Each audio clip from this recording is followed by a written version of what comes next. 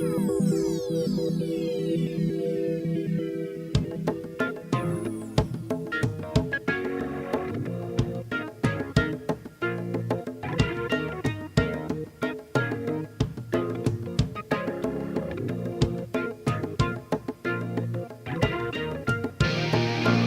to Midwest Paranormal Presents Paranormal Soup. I'm your host, Jason Bland, and tonight we have returning guests, and it's been a while. We were just talking about it. First time I had him on the show was 8 years ago. It's been that long, but it hasn't been that long since we had him on. We've had him on about, this will be his fourth time on, is investigator, documentary filmmaker, Matt Benton is back. Also with his wife, Helena Benton, and another paranormal investigator, Joe Vitale, if I got that right. Sorry, Joe. So I promised Matt I'd butcher it somehow.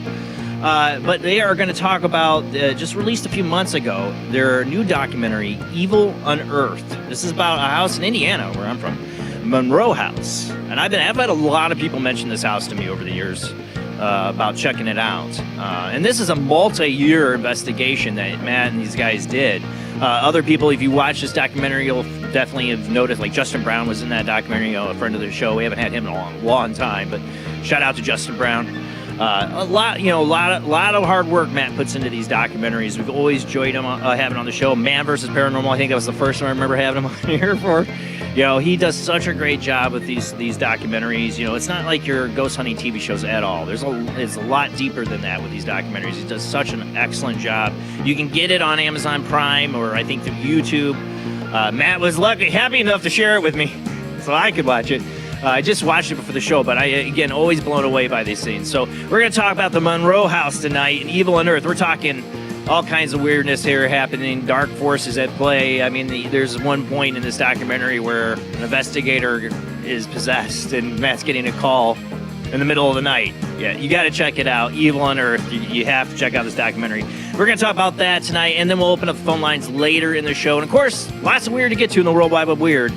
So let's go ahead and get rolling into the show.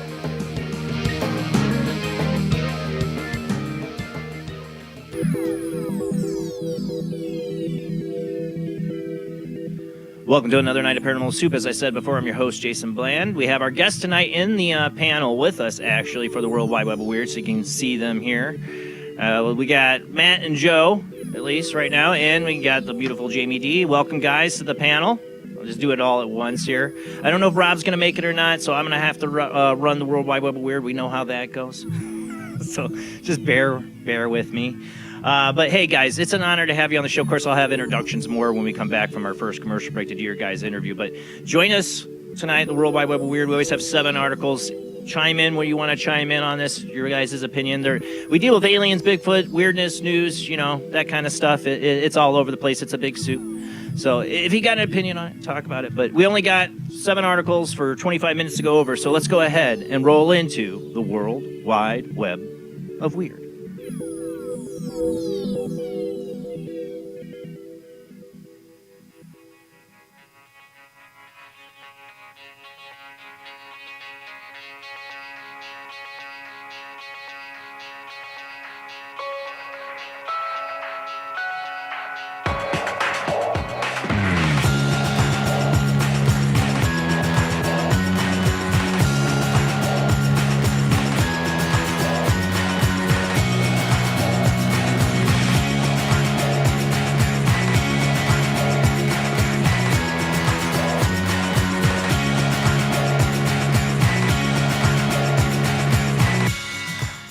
On the World Wide Web of Weird, I always start off a continuing story, and yes, I know I said October 29th we'd know if the aliens were invading from Free Eye Atlas and we'd be done with the story, but no, wait, there's more.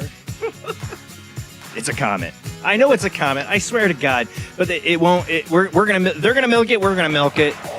More strangeness surrounds the approach of Comet 3i Atlas. This is an Unexplained Mysteries article, but from the original article, you can find it at wionews.com. Basically, it's a comet. God.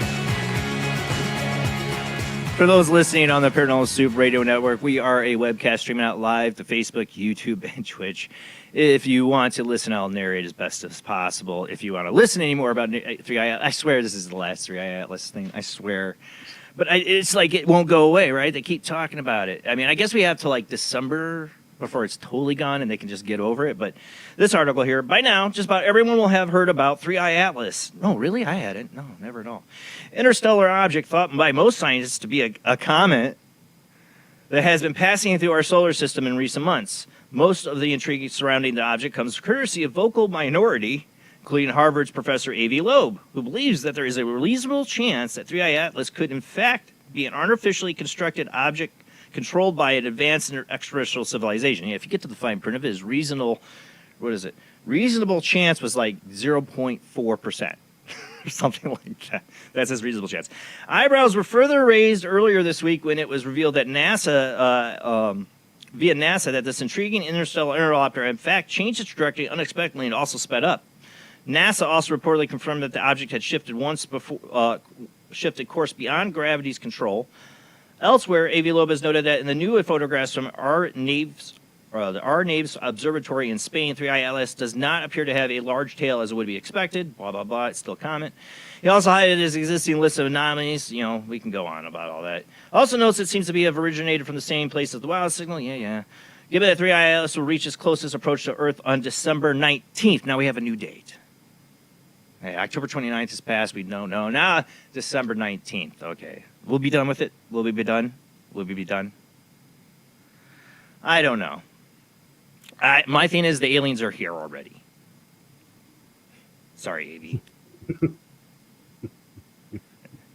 know. And they were here like a long time ago. Ancient aliens, baby. Moving on. And I didn't even put the article up. I didn't even share it. But who cares? This one I will. Mysterious drones spotted over military bases storing U.S. nuclear weapons. We thought this story was done with, right? Concerns have been raised this week following the appearance of several unidentified drones over Belgium's Kiem Borgi Air Base, which has around 10 to 20 U.S. B-61 nuclear weapons. According to the Belgium's defense minister, Theo Franken, the incidents occurred on Saturday and Sunday night in two distinct ways, one involving small drones and one involving larger drones. The devices were also reportedly capable of evading interception and radar detection. It resembles a spy operation by whom I don't know. Russia. It's not drones that just happened to cross a military base. It was there for a long time, so it was definitely spying. That was not a simple flyover, but a clear attack targeting the Kien Brogel Airport. That's what they're saying. It's not clear who is responsible for the drone sightings, blah, blah, blah. Yeah, it's probably Russia. We're not going to be able to know anymore in the sky. The drones, AI, war, yeah, right? And that's a hot zone right now. Yeah, I think there's every nuclear installation in that area. Any of the NATO sites are getting spied on right now. It could be China for all we know. It could be China. Do they have a big mothership off their coast with a bunch of drones? Or does Iran, like we were told during our drone thing here? I think it most likely would be China. It could be. It could be. I mean, China.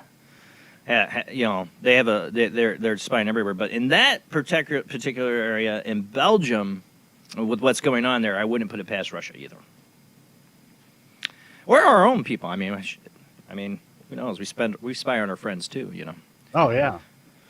So who knows? Who knows? But we're gonna get a lot more drone stuff coming up. Just so you know, it's coming back. We're gonna have it's gonna happen here again in the U.S. You know it is. You know it is. But like I said, aliens could be up in the sky, and what do they have to do? They just have to throw a bunch of drones up there and cause a whole drone thing and change the narrative to drones, and you'll never think that there was actually an alien ship up there. Just saying. Yeah, it went from weather balloon to drones. I actually had I had a spy balloon last week. The spy balloons are back too. Yeah. Oh, that's not the Rob button. I see what happens without Rob. Image files. Nope, not He's just now leaving. So. He's not going to make it. Okay. I understand totally. I get it. All right. I got to pause this before it comes up. Pause, because I don't know if it's going to have audio. All right. Hidden Underbelly 2.0, one of my favorite YouTube channels, has a flying saucer filmed in Wisconsin. I love this channel. He always has really good footage. Weird piece of footage, and this is from Tim Binnell from Coast to Coast. Weird piece of footage from Wisconsin shows what appears to be a flying saucer gliding across the sky beneath a plane. Oshkosh resident Samantha Allard reportedly captured the puzzling scene while filming an aircraft coming in for a landing. When she later looked at the video seen above, she noted, well, you'll see it here in a second. She noted that a nearly transparent yet still rather distinct disc-shaped anomaly that, unbeknownst to her at the time, swept across the sky. As for what the mystery object could have been, some suggested that Allard inadvertently filmed a genuine flying saucer of alien variety. More skeptical observers, however, argue that the anomaly could have simply been a camera glitch. All right, here we go. We'll roll the video footage here for you. I'll mute that for now. Let's see. This is Hidden Underbelly 2.0 on YouTube. Here, we'll just get to the footage. There's the right thing. I'm trying to. So this is like the. You can't see it until they do the zoom in on it here. But here's, of course, cell phone footage, right? But there's a zoom in it. You can't see it out there. This thing would be huge. It's hard to see here until you zoom in. It's coming up. She's already way zoomed in. It's the magnification. I don't know if it's going to come across color gradation here, but it's like just a faintly you can see it. There's like a disc shape moving this way. It's like moving to the right there. There it goes. But it'd have to be huge. You could already tell they did not have the source file. No. Yeah, there's frame skipping going on with that. The object is skipping. But there's something in the background. It's just them pulling it off her cell phone. Yeah, there's something. It's leaving a trail. Yeah. It's been sent Sorry, to this is what we do. Yeah. So do you think it's an artifact or purposely put in? I think it's more of an artifact given the trail. I think I was going to say it's an artifact. Yeah, I think it's an artifact. I don't know what the original source would be to cause it, though, but the trail is definitely an artifact for sure. Yeah. It has like the disc shape that they're trying to say. But I'm like, if this was a real thing, this thing would be huge. Like you would see it with the eye. Also, this is why you always want the original video source, like the actual metadata on it, so you can see it, and then also it won't be overly compressed to where it's sent over and over and over again, like where it's skipping across the screen. Exactly. You can already tell this was not the original source file, right? Easily. So you rarely do I ever see that in any of these. Yeah, because usually there's a trend that happens, and then people keep sharing it. And it doesn't seem like, I don't know, maybe it's because it's been recorded or screen captured and re-recorded, re-screen captured on an iPhone. There's never quality on here. I always tell you, go check it out from the source, Hidden Underbelly 2.0. Yeah. All right. Well, not that he's the source, but he gets the footage. So. Yeah. All right. On to the next. All right. Pareidolia or Ghostface in the sky? Glowing face spotted in India in the sky is the next one. Pareidolia. Pareidolia. See it. Yeah. Yep. Strange appearance of what seems to be an eerie glowing face in the sky over Indian village left bewildered witnesses confounded and concerned. Quote a local media report, the odd incident occurred on Wednesday morning in the community of Farbari. To the astonishment of residents, the pre-dawn sky was suddenly illuminated by a sizable glowing object that produced an image bearing an uncanny resemblance to a face peering down at them from the heavens. It was unlike anything I'd ever seen before, the marveled witness Kumar Tamang, who photographed the strange sight featured here. But it slowly moved across the sky and vanished like a cloud. The Farbari resident was not the only individual who spotted something unusual that morning, as two other people in the neighboring community also reported seeing anomalous, eerily illuminations around the same time as the sighting. The frightening face Tamang spotted was almost certainly a trick of light and shadow brought about by an illuminated object peering behind some clouds. Like the moon? But it reminds me, look, if you looked up in the sky and saw that, I can't blame this guy for saying I see a glowing face in the sky. That's what he saw all the time. Then I say, this is. I see.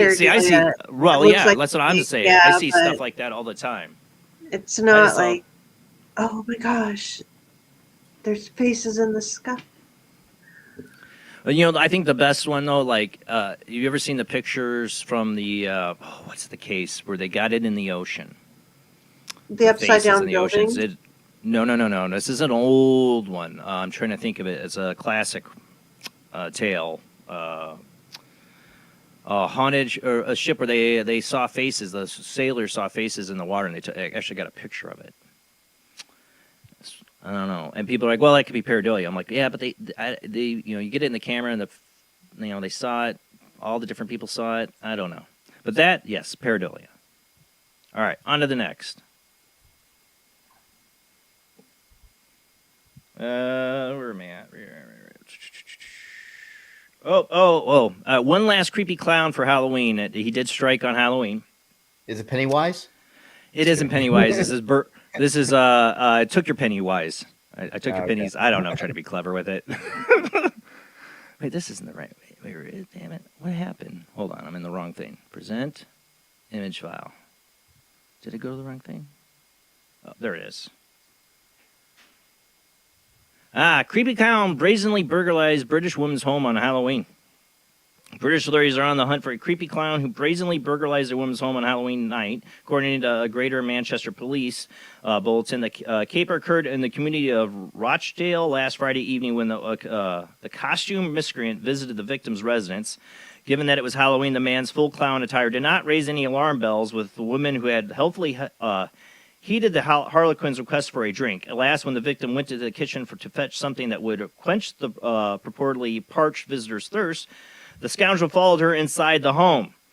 To the woman's astonishment, the clown subsequently snatched a purse and several other items from her residence before dashing off into the night. Particularly distressing to the victim was that the stolen satchel contained her mother's wedding ring, which understandably held considerable sentimental value. Fortunately, cops said the clown was foolish enough to use one of her cards at his shop later that evening. Since he left behind something of a trail for police to follow, one hopes that missteps will prove to be his undoing. There's always creepy clown stories, Halloween. This guy was just a thief. He wasn't trying to just scare people or anything, but he used Halloween to totally rob this woman. It's like we're always going to get some clown jerk on Halloween. Either ones that want to scare people. One day, somebody's going to really regret doing this clown thing, though, when they're pranking somebody.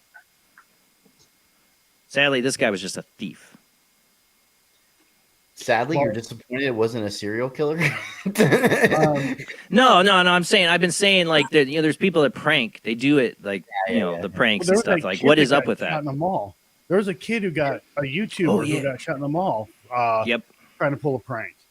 Oh, yeah. Also remember the whole clown thing, that trend that happened for a little bit, that clowns everywhere. They're running around with actual chainsaws and everything. Yeah. Well, it started up again this year, and I'm like, is this because of the dairy show? I don't know. Sometimes I wonder if it's marketing stunts. It's a marketing scheme. Right. Well, I have to wonder it because they've done that kind of thing. But I mean, it'd be a very lawsuitable bad idea. Don't do that marketing scheme. Real pranks, yeah. But if they're fake articles, fake story, that would be. Yeah. You don't even have to hire anybody to write AI to do it for you. Right. Yeah, I've seen so many fake articles with things I've seen an article with a WWE wrestler, female wrestler, and the article was, we'll just say she was a school teacher, but that's not what happened. I mean, they're writing books with AI, let alone articles. Horrible. I mean, yeah. All right, on to some Bigfoot news. We got a driver in Pennsylvania had a Bigfoot encounter. We got this shorter version of this article from Unexplained Mysteries here. The witness, who chose to remain anonymous, save for the initials BG, stated in a report to the Bigfoot Field Research Organization that the incident had taken place on October 4th at 5:30 p.m.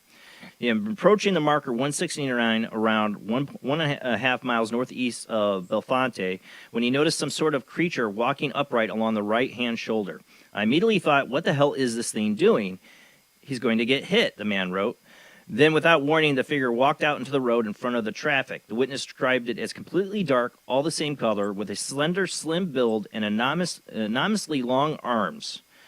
As it moved, it seemed to glide in a very peculiar fashion, making its way straight through the guardrail without even breaking a stride, as if it had passed right through it. That's interesting. Within seconds, it had completely disappeared. I just want to add, I know what I saw, but I don't know what I saw, the witness wrote. I'm an avid hunter with 50 years in the woods. This was not a bear. When BFRO investigators followed up on the case, they remarked that the witness had seemed sincere and very credible. As things stand, however, and exactly what he had seen crossing the road that day remains a total mystery. What I find interesting is that he saw it almost like he said, like, what did he say? Making its way straight through the guardrail without even breaking his stride, as if it had passed right through it. See, ghost Bigfoot? Like, that's what it sounds like. It like passed through it, or we talk about paranormal Bigfoot. You know. Well, A projection Bigfoot? I just find that statement interesting because he said it, it passed through the guardrail. So was it not really physically there? No, I'm just thinking about in China how they have the hologram projection police now that come out in the parks at night, and they have a little projector and this officer that appears.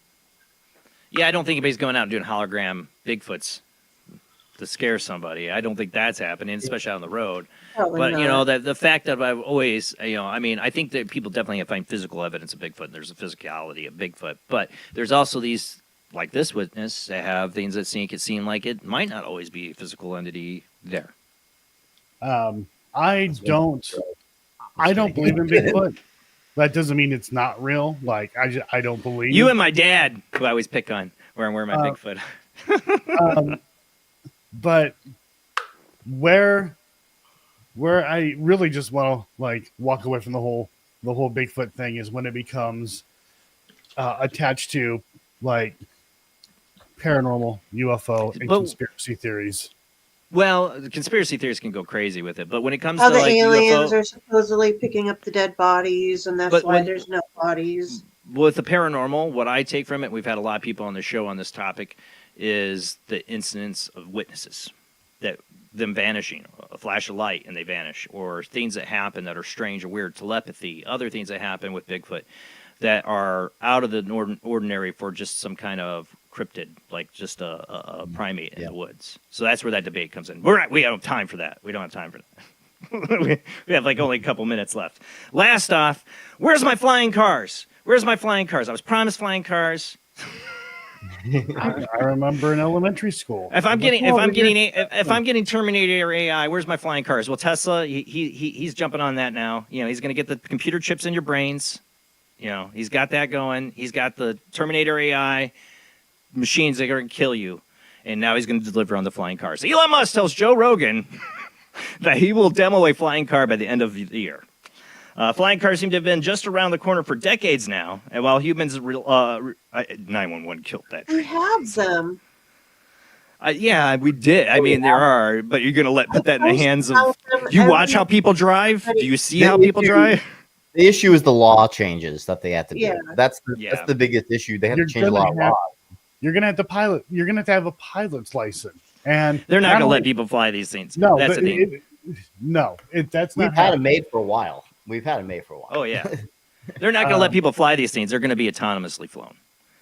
Could you imagine the accidents and how even worse that would be? Because they're going to be falling out of the sky, like through people's roofs, and people have not mastered the street yet, like land. Don't put them in the air. Could you imagine a high speed chasing one of those things? Actually, that is a smart idea to have them automated to where they don't do any of the flying themselves. They have it as a computer GPS. That is the only idea.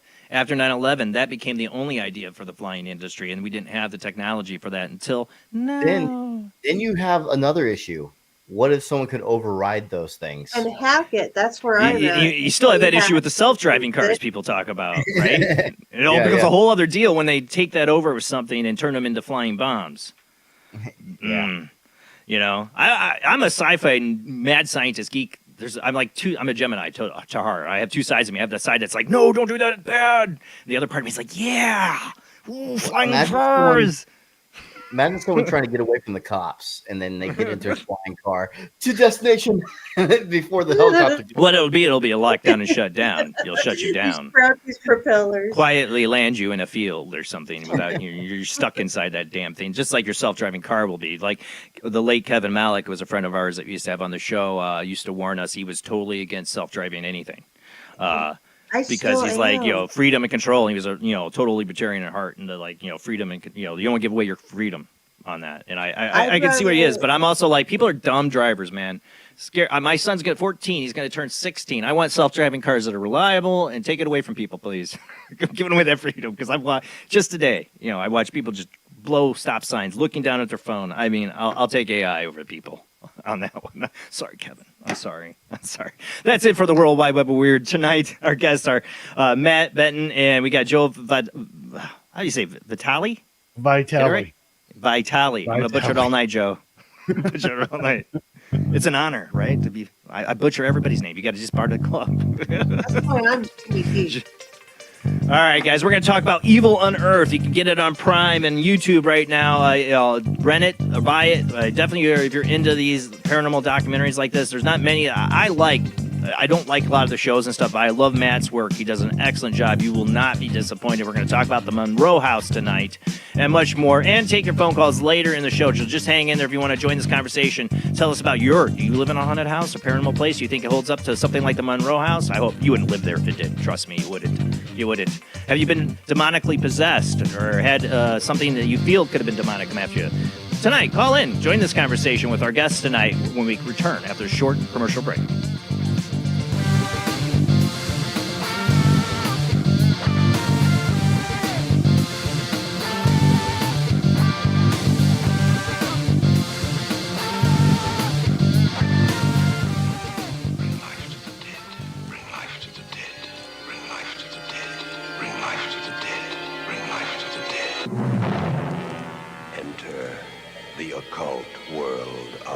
Necromancy. You were brought here for one purpose. Necromancy. A ceremony dating back to the pre-Christian era. It's the art of reviving the dead. It requires involvement with evil spirits by the person performing the act. The devil god brings life to the dead. No, please. No, please, no. And death to the living. Necromancy, starring Orson Welles and Pamela Franklin. From Cinerama releasing, in color, rated PG, parental guidance suggested.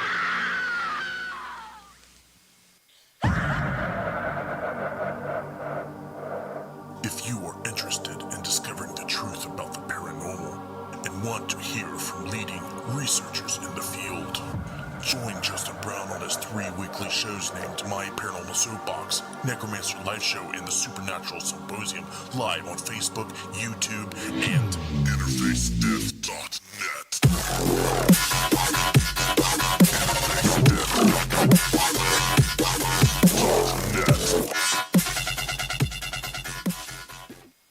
He is conducting an experiment into the combined effects of sensory deprivation and hallucinatory drugs.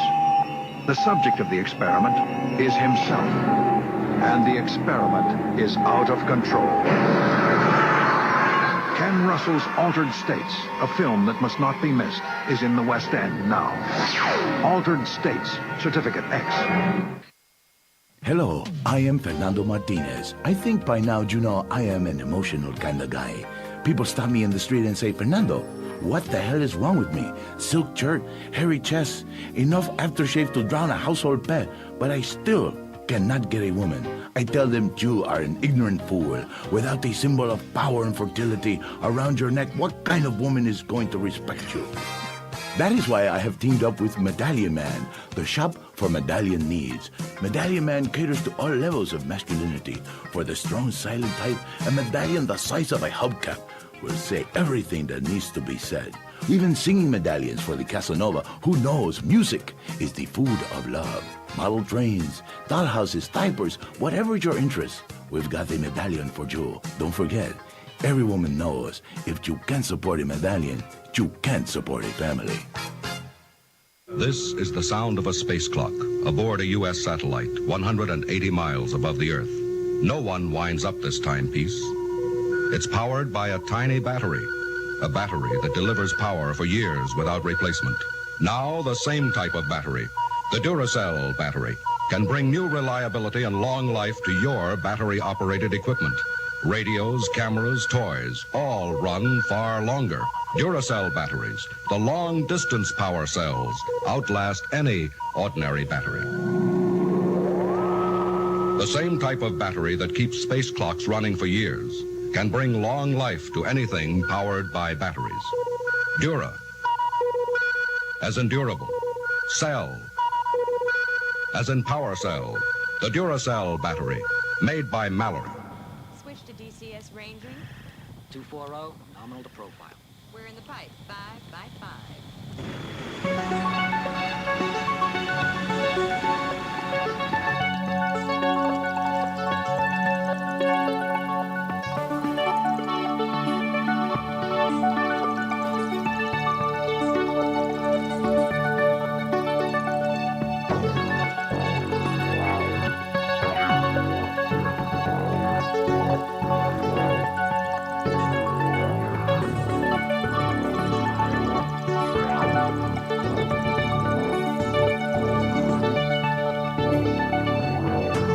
Tonight on Paranormal Soup, our guests are Matt Benton, Helena Benton, and Joe Vitale.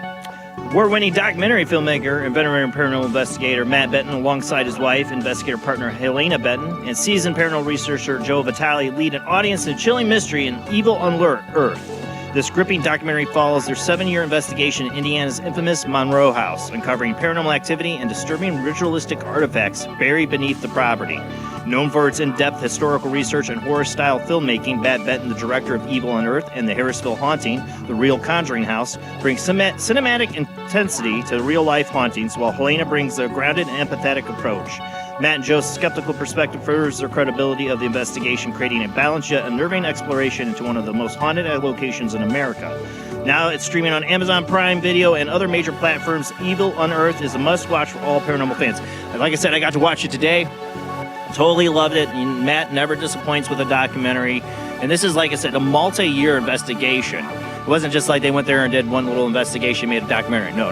This took years of investigating and different experiences. And he brings in other investigation teams' footage and evidence and reaches out. It's a very, very, very well done documentary. If you're into watching these paranormal documentaries, you definitely need to check out his work. Not just this one, but his other documentaries as well are really, really well done.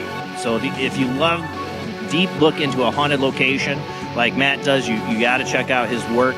We're going to talk about his newest one now, Evil Unearthed, about the Monroe House. Like I said, I live in Indiana. I've had a ton of people every time it's mentioned to me, you're a paranormal investigator. I used to be doing it. You need to go check out the Monroe House. I told Matt tonight, I don't do those things anymore. I definitely don't go to a place like the Monroe House where I feel there's demonic activity. I live vicariously through him and others, right? And the people I interview. I'm a dad now. I can't be going mess around poking demons and stuff, right? I've had my share. I ain't gonna poke at that stuff anymore. The Monroe House is a serious deal. I know a lot of investigators have told me, this place, if you want to talk about getting some serious evidence and and demonic activity in Indiana, you got to go to the Monroe House. That's why I haven't. But like I said, that's why I watch a film like Evil Unearthed by Matt Benton. All right, we're going to get to our guest, and we'll take your phone calls a little bit later in the show. But like I said, let's go ahead and get to our guest.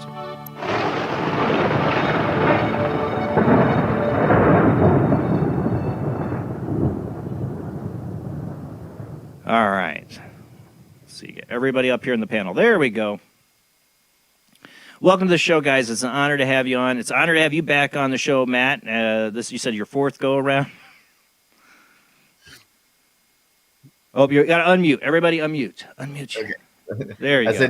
Yeah, I'm sorry that you had to keep bringing me back. I'm sorry. Well, like I said, I think the first time we had you on was Man versus Paranormal, right?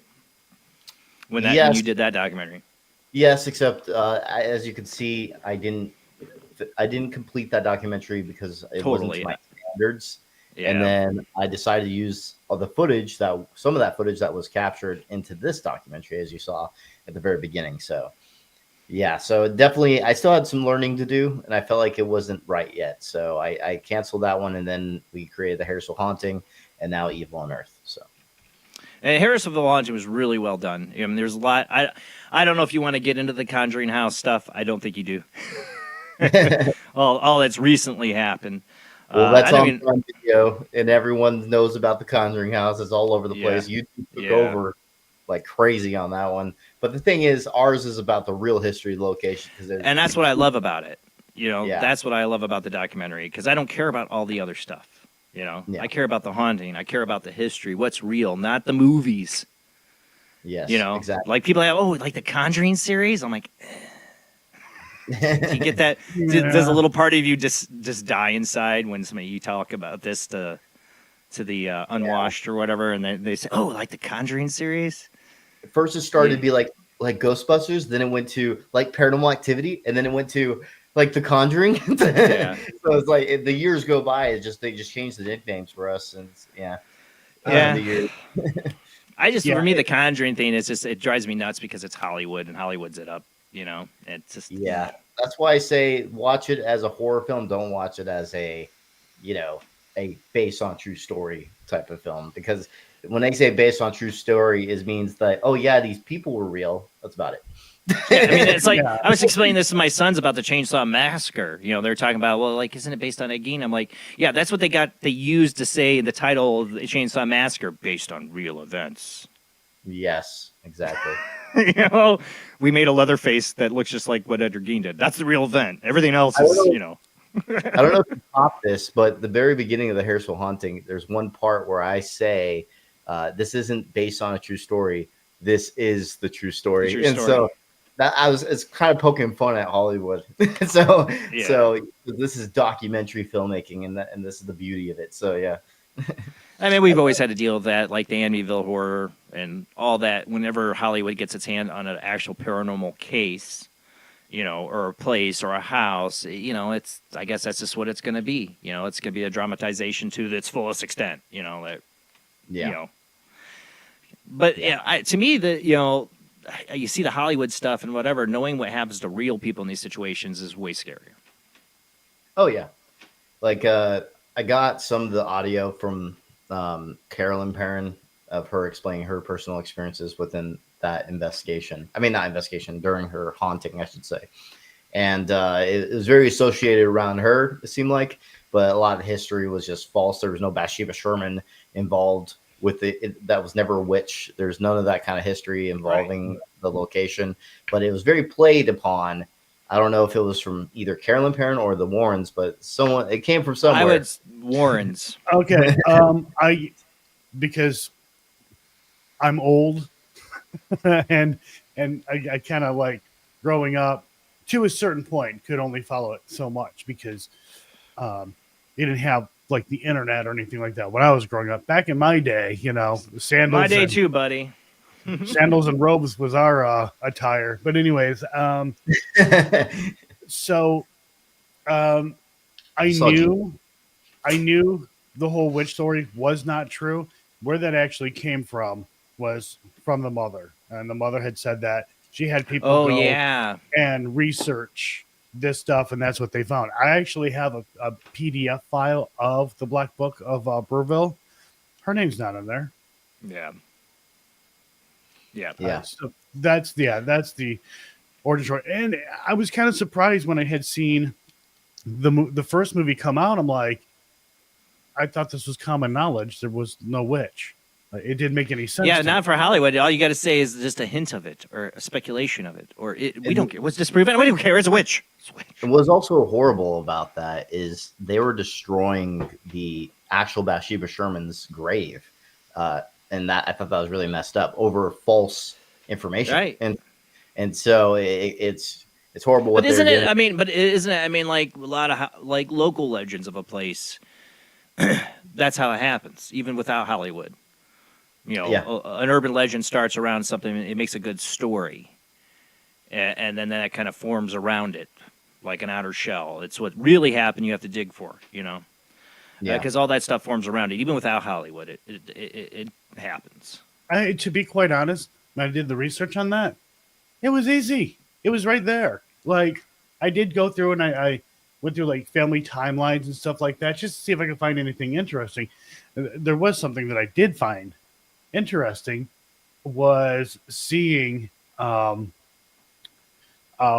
Warren's name as somebody giving information to I believe it was Family Search. And I'm like, wait a minute. And it gave a date when these were entered in. I'm like, Ed was dead. Why is somebody using Ed Warren or Edward Warren to put in some entries into this? Which Like a didn't fan. really change. It could, I don't, or it could have been somebody pretending to be Ed. I don't know. Well, it's the internet, but I mean, right. And, but it didn't change anything about like the factual history. It didn't make anything difficult or anything like that. But I thought that was kind of interesting. Yeah. So who knows? Yeah. I mean, that's internet, that's Hollywood, that it all kind of changes the theme, but that's what you guys get into is researching, trying to find out the real history of these places. On the Monroe House, what are we talking about here? If you want to give us a rundown of this place, or how much you want to give before people see the documentary. We have a trailer too that we can play. I don't know if when you want to play that, let me know. When you're ready for that. Whenever you're ready to play it. I mean, we can play it if you guys want to ready to play that, and then we can talk about Monroe House. So people give what they say. We'll play that. All right, we'll play that, and we'll get into this so people get an idea. Okay. It'll better set the theme. Yes. Video file here. Hold on. There it is. All right.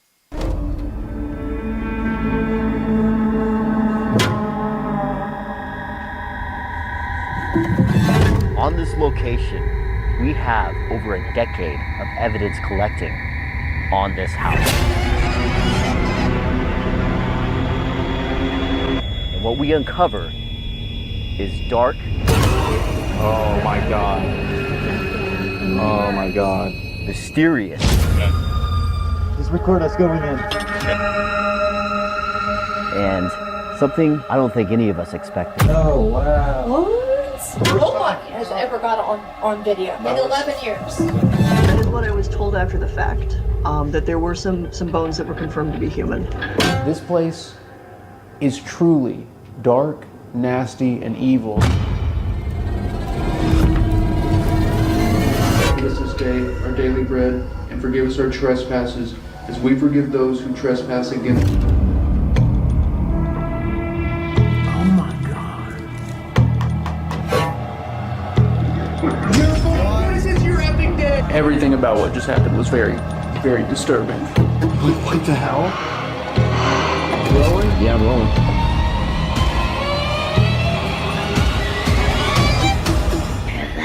Oh my God, this is awful.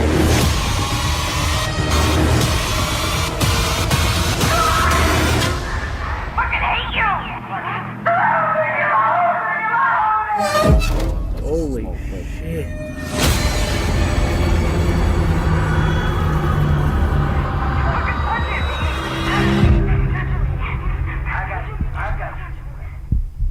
And generally, I don't have swearing on the show, but I couldn't really have time to edit it out. So apologies.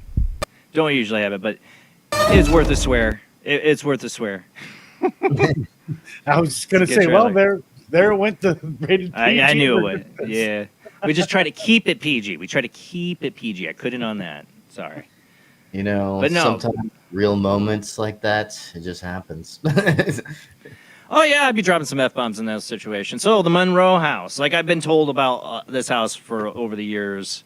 And like I told you at the beginning of the show, I don't mess with that stuff anymore. In my younger days, I'd been there in a heartbeat and checked it out. As a dad, I try not to stick my nose in that stuff anymore. If I had somebody come to me that, looking for help in these situations, I try to find people that want to help do that. I don't do that, because you guys, it's all fun and well. You guys are doing it, but there is a danger, and I too many people take it way too lightly. I'm not saying you do at all. I'm a but father. I'm not going to do it. Yeah, I'm a father. My kids are all grown now, so I understand where mine you're are. coming from. When my kids were younger, yeah, I did stay away from it for a while. I got back into it a little bit when they were young, but I also wanted to make sure, like, I wasn't. I took them to St. Augustine to do like the haunted tour at night. That little stuff, you know what I'm saying? But if I'm told it's something demonic, I've been there. I don't have to go back. I believe it's real. I don't need it to be proved that these things, the dark or that are bad. I want to help people that live in these situations and stuff like that. You and I used to investigate, and like I said, if I run into something I feel it's like that, what you have in the Monroe House, which most of the time I never get to investigate. People get the hell out of the house. I'm not. I mean, that's seriously when they're that bad, and people get out. They don't stay. Well, actually, that's no one's living there technically. It's more of like it was a house that Eddie was trying to flip, and then the people that he was hiring to flip the house, they kept quitting on him because they were having personal experiences. And then later, Eddie started having personal experiences while working on the house, and then it later came to like having their first paranormal team there, which was Dig Paranormal, to check it out, and that's when they caught more evidence there. A lot of things were happening with them, and then they opened it up to the public and also had Paranormal Lockdown, the TV show, do that and stuff like that. And so it's like all these things that started unfolding with the house, and now it's open for everyone to investigate. And in my opinion, the best or one of the best location owners out there, in my opinion, because I've heard that too. Yeah, he keeps Eddie's it great. Yeah, I've heard that about that. It's one of the. I've been told, like, you know, if you guys ever want to get back out, you know, me and my wife, because we used to do this, go out and do these things, and like, you know, that would be a great place for you guys to go. I've been told the owner's really good, you know, and you're definitely got a good chance of getting some activity.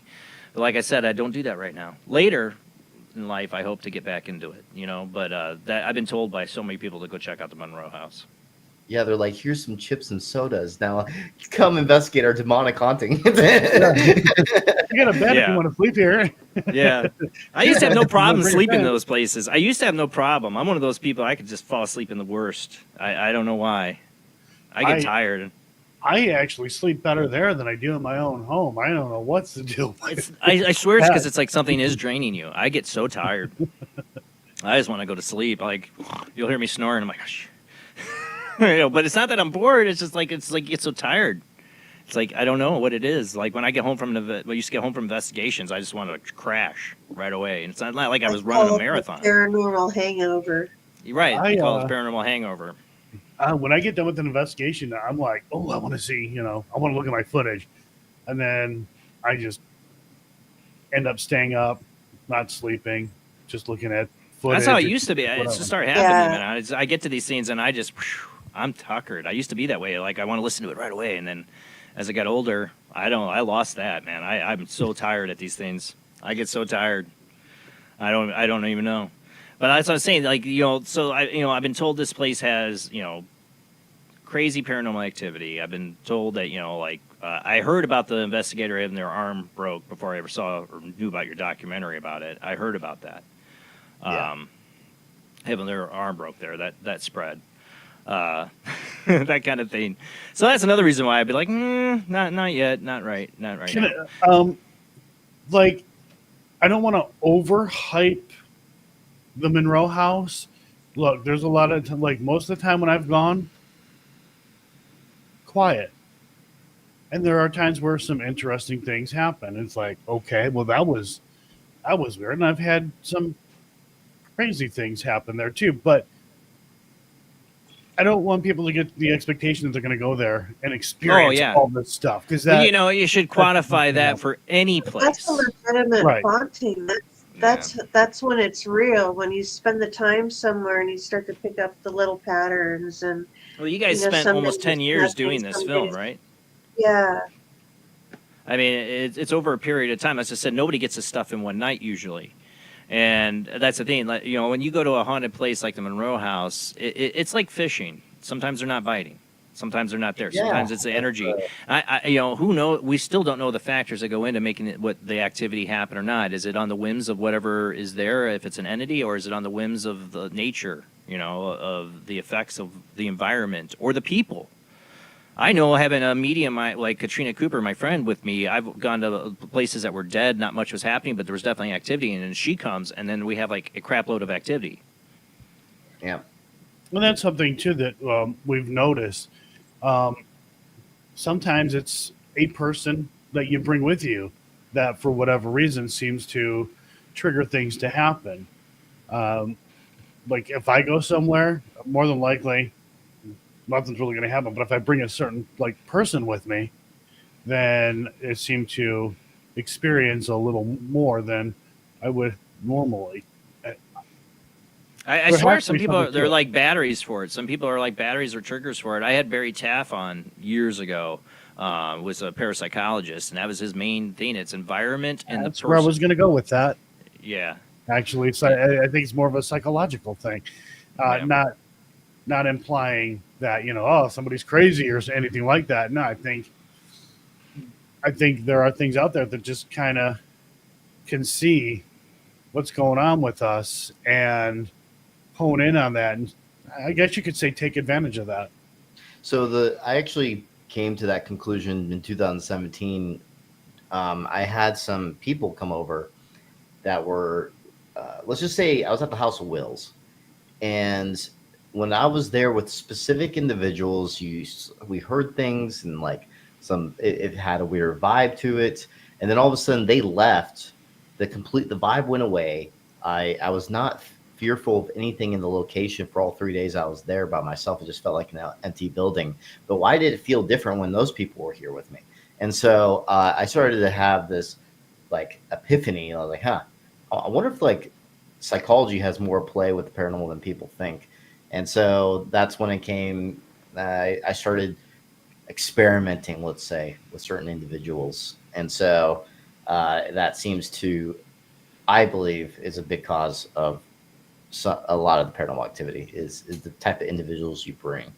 So, and that's one of the reasons why Eric was brought to this one. So I feel like he's that guy that can, get a little bit of more energy and activity in a location.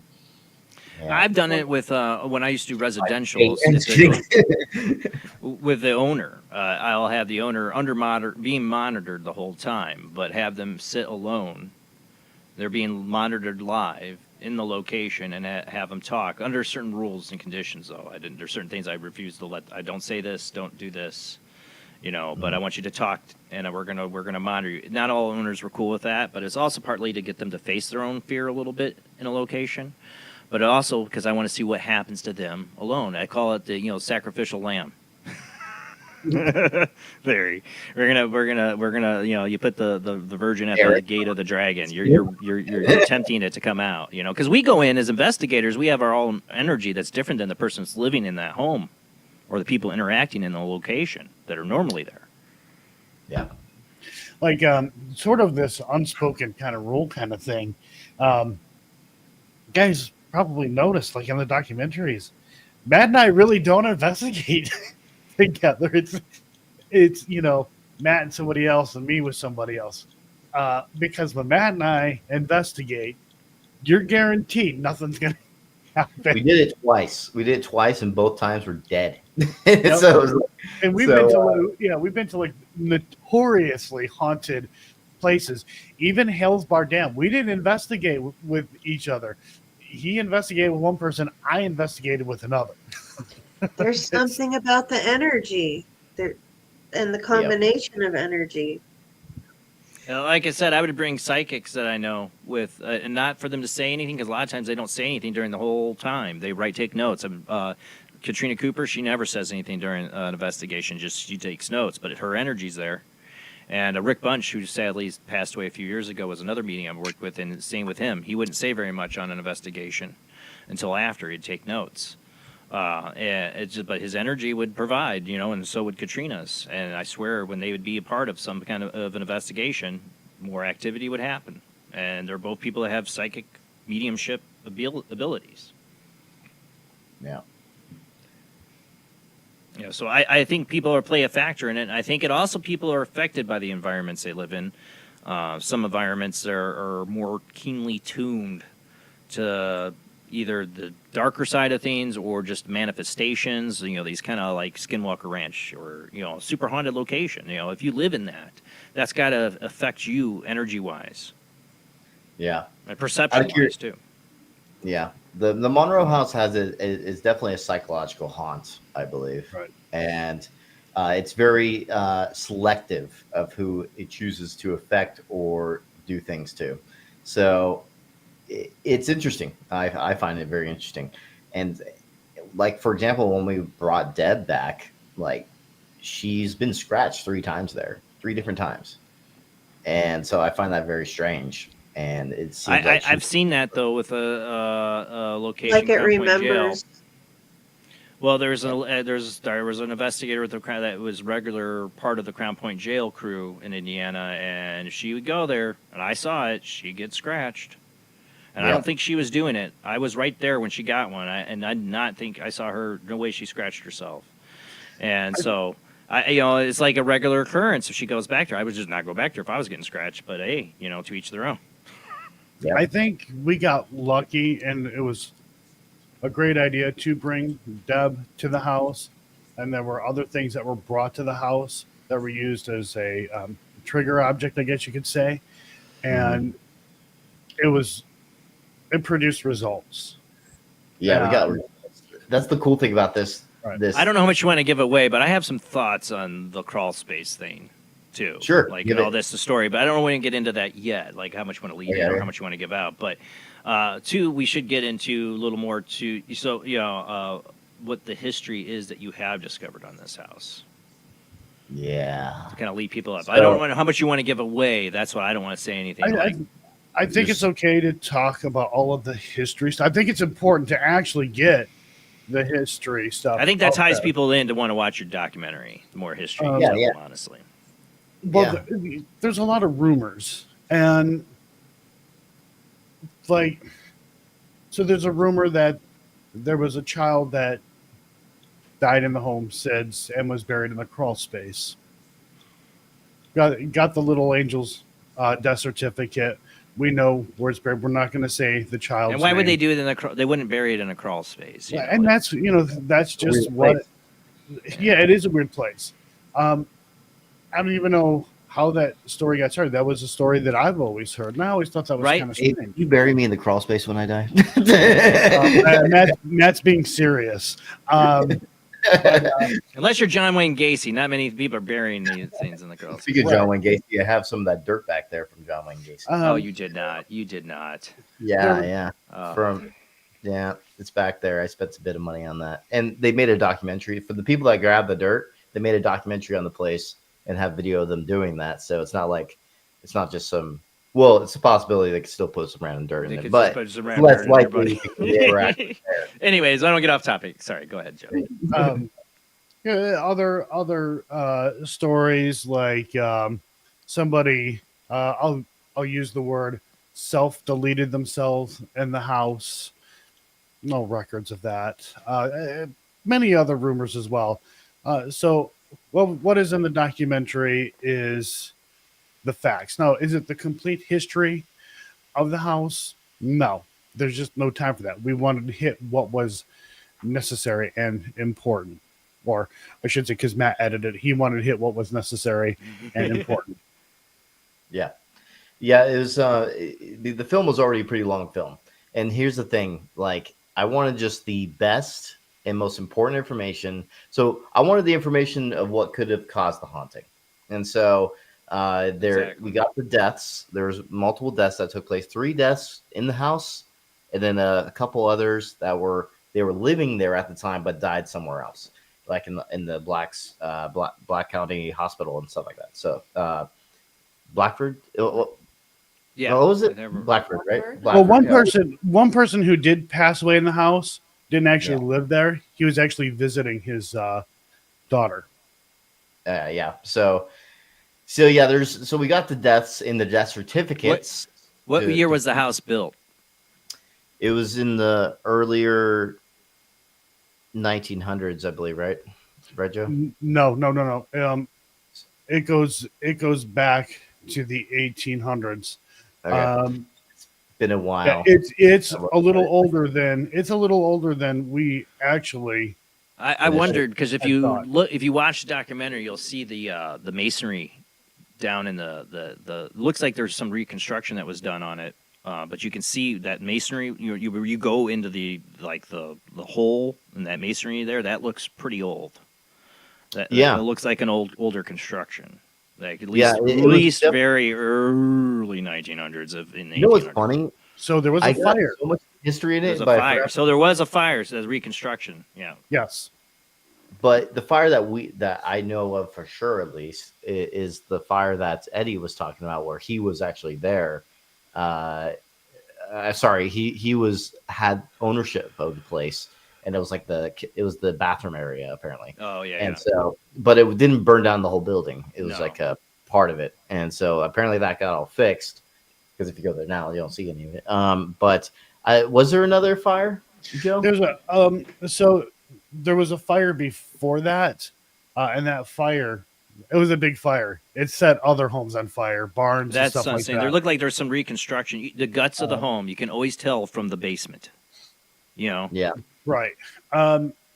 So yeah, they rebuilt. I know Kenny Biddle has the records on the improvements after the fire. But whatever wood that, I mean, this is a common thing anyways, because lumber is expensive. Well, lumber's always been expensive apparently. But if they could salvage and reuse wood from a fire or whatever, then they absolutely would do that.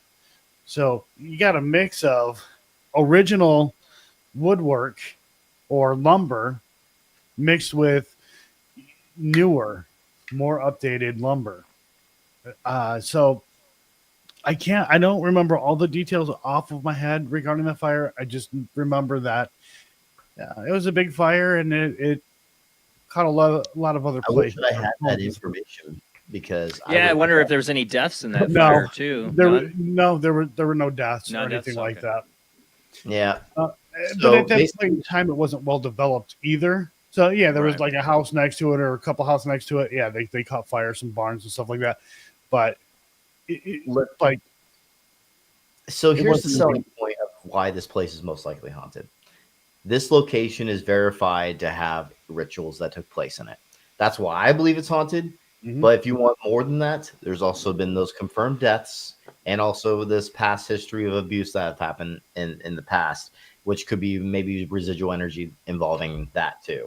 But and for so this kind of haunting, And this bad kind of juju haunting, being I'm brought right in with on you. top of I'm it. right with. Yes. I'm right with you. The occult, ritualistic black magic, they call it the Mm-hmm. left hand.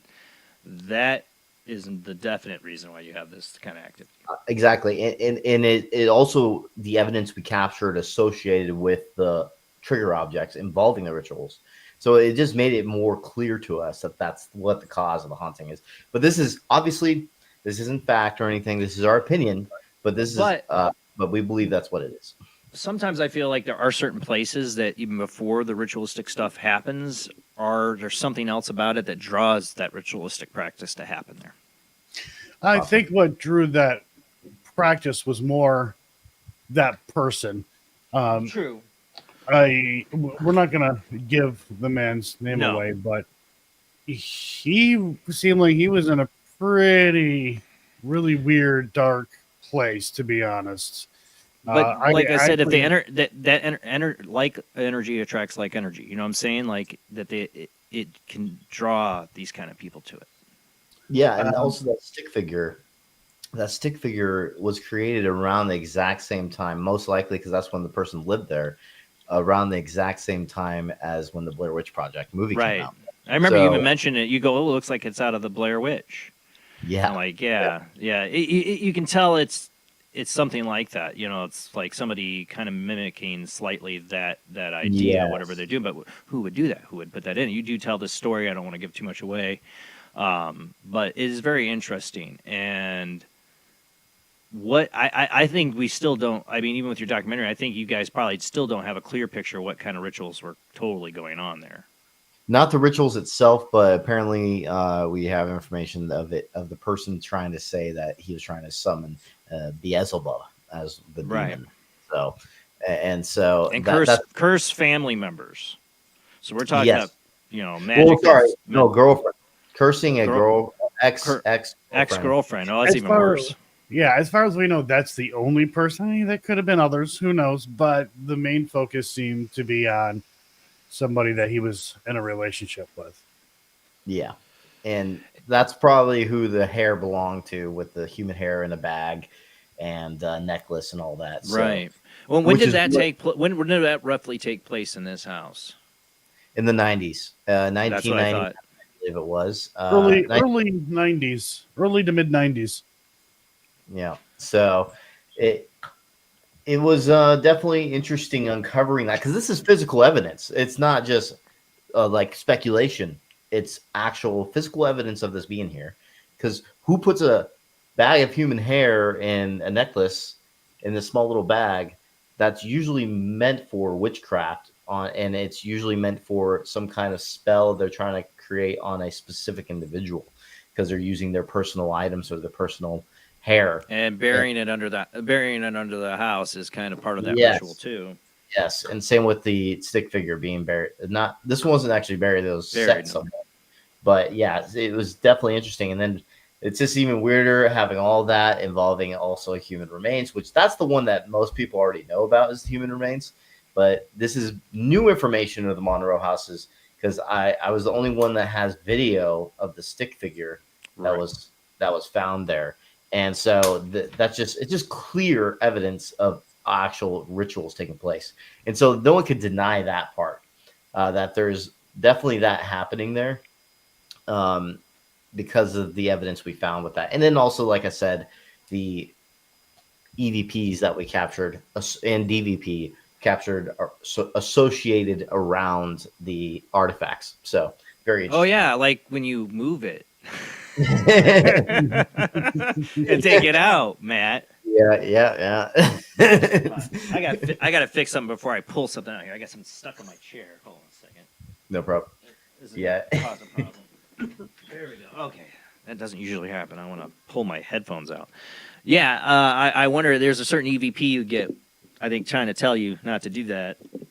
You know, I wouldn't have touched it. I don't know. Did you feel like anything for your guys? I mean, when you first found that was in what, 2017 when you were there?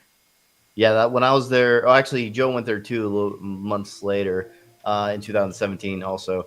But so actually, the stick figure thing went after when Joe was there, because I did my Man versus Paranormal thing there for 3 days. I showed you the two pieces of thing that we captured. One of them was a great piece of evidence. The other one is like, more up for you to decide. We don't really know what it was. And then the big thing that happened after all that, I was like talking to Eddie behind the scenes, like, can we please get access to the crawl space for this documentary? And it took him a little bit, but until October of 2017, he finally let it happen. And we went to the crawl space. He showed me around, and sure enough, found that stick figure. He didn't even know what it was, because he's not a paranormal investigator. He doesn't do anything involving the paranormal. He's just a guy that flips houses. And so he was like, and yeah, there's this weird thing here. I was like, what the hell? This is crazy. I was like, you can even hear the excitement in my voice when I saw it. Actually, so much so that it was a moment that I wasn't even recording on my great audio. So at the very beginning part of it, you hear me with just audio of the camera, and it's very bad audio. But then I switch it, so I do a cut, and I finally go get the audio. After seeing that, I was like, I need to get my good audio right now. Right. So I went. Somebody hears it. Somebody hears that. It's just not an EVP though. I was like a disembodied voice. Somebody heard that. Oh, you're talking about that part, yeah. When I was crawling out. Yeah, when you're crawling out, because that's what to me that's something's trying to tell you. Put it back. Yeah, that was definitely EVP, because Dwayne heard it. He was the only one that heard it at the time, because I was busy getting out of the crawl space, and then Eddie's not really listening for that kind of stuff. And so, that was crazy. That was really crazy. Well, okay, I don't know how much you want to talk about, give away on this, but like with the person who was doing this ritualistic magic, it sounds like that he felt like he released something demonic, right? He knew it, right? Yeah. And that these stick figures, we want to call them that, or how do we call them? It's not like a stick. They're not sticks. It's like human shaped. It's a human kind of, yeah, and it looks like wicker. It's like a wicker. Yes, wicker. There was a couple of them. I think there was. I thought. Yeah, I don't think it was just the one. I don't think so. Story that No. There's some more smaller ones. Apparently, I'd never seen them. I never seen any photos of them. Never seen any video of them. So I'm going by just on that one. So okay, because I do remember, because when I was there, this was after Matt was there. He showed us, but then what kind of confused me Because now that I'm thinking, because since Matt had said something, he's like, yeah, I found that after you guys, or after I was there, and I'm like, wait a minute, I know, I seen that. I started thinking about, but I don't remember. I'm thinking to myself, I don't remember actually being that big. Like it was like a smaller. So there was more than one. So my brain is like, yeah. Did I dream that, or what's going on here? But he did this to, like, I saw at one point you said an explanation to basically try to stop the demonic activity. He put these things under the basement or crawl space. No, that was apparently supposed to summon one of them. Or that was to summon them. The big one apparently was supposed to summon the Beelzebub. So here's the thing: this doesn't seem like a guy. He put him at each corner of the house in the crawl space or something like that. Is what it was, right? Apparently, that's what's being told. The one where I found was kind of in the middle, and that was the big one. And it wasn't buried; it was just you see it in the film. It was on that little those rock formation, whatever it was. And so it was very interesting, but I've never seen any of the other photos or videos, but if Joe has, I don't know. But then again, he has dreamed stuff before and then put it into real memory. I have this issue where I remember all my dreams, and sometimes I will talk about something, and then I have to stop and be like, wait a minute. Did I dream that? Because I have to seriously, I've done that a few times. Yeah, Matt has experienced me do that, where I had to stop myself and be like, what? I never heard this. Like, this never happened. Well, where you found that, was that there's bones that are found, chicken bones, but also possibly human bones. Yes. Was that near that main yes. figure? All of this, I don't know about near the figure, but it was found in the crawl space for the chicken bones that were tied up. And also, if you go watch Paranormal Lockdown, there's more footage of other bones they found in the crawl space. And so basically, it was definitely interesting. A lot of things happening in there that seemed to point ritualistic. And so, it was very interesting for sure. You guys should check it out. I recommend it because this documentary this location deserved to have its story told. And I think we did a good job on that one for this location itself, because we had so much on this location that's never been put into the public in a documentary format, I should say. And especially the stick figure and possession part, that definitely wasn't out there as much. And so I'm very excited to expose all that for the Monroe House. It's really uncovering a lot of the mystery of the Monroe House. So. Well, it should be a warning to people that want to just go do this, for the example of what happened to, was it Debbie Snyder? Is that who it was? They got possessed? Yes. Because you get a phone call in the middle of the night, right? Like on this one, where they call you and it's happening live on the phone with you, man. And you're recording it. That was interesting. Just letting you know, Jamie, that's the wrong documentary. That's not our documentary. That's the other. That's not it. Not that's that definitely one. not it. That's Evil on Earth. Evil on Earth. Yeah. It's on her shirt right there. So, so that. Anyways, I just wanted to say that because the production value on that was not very good. Don't think that one was us, because it was not. That's not us. She'll get it fixed. Anyway, during the moment, got a phone call in 2018 from Mike. He was basically messaging me like something crazy was happening in the Monroe House.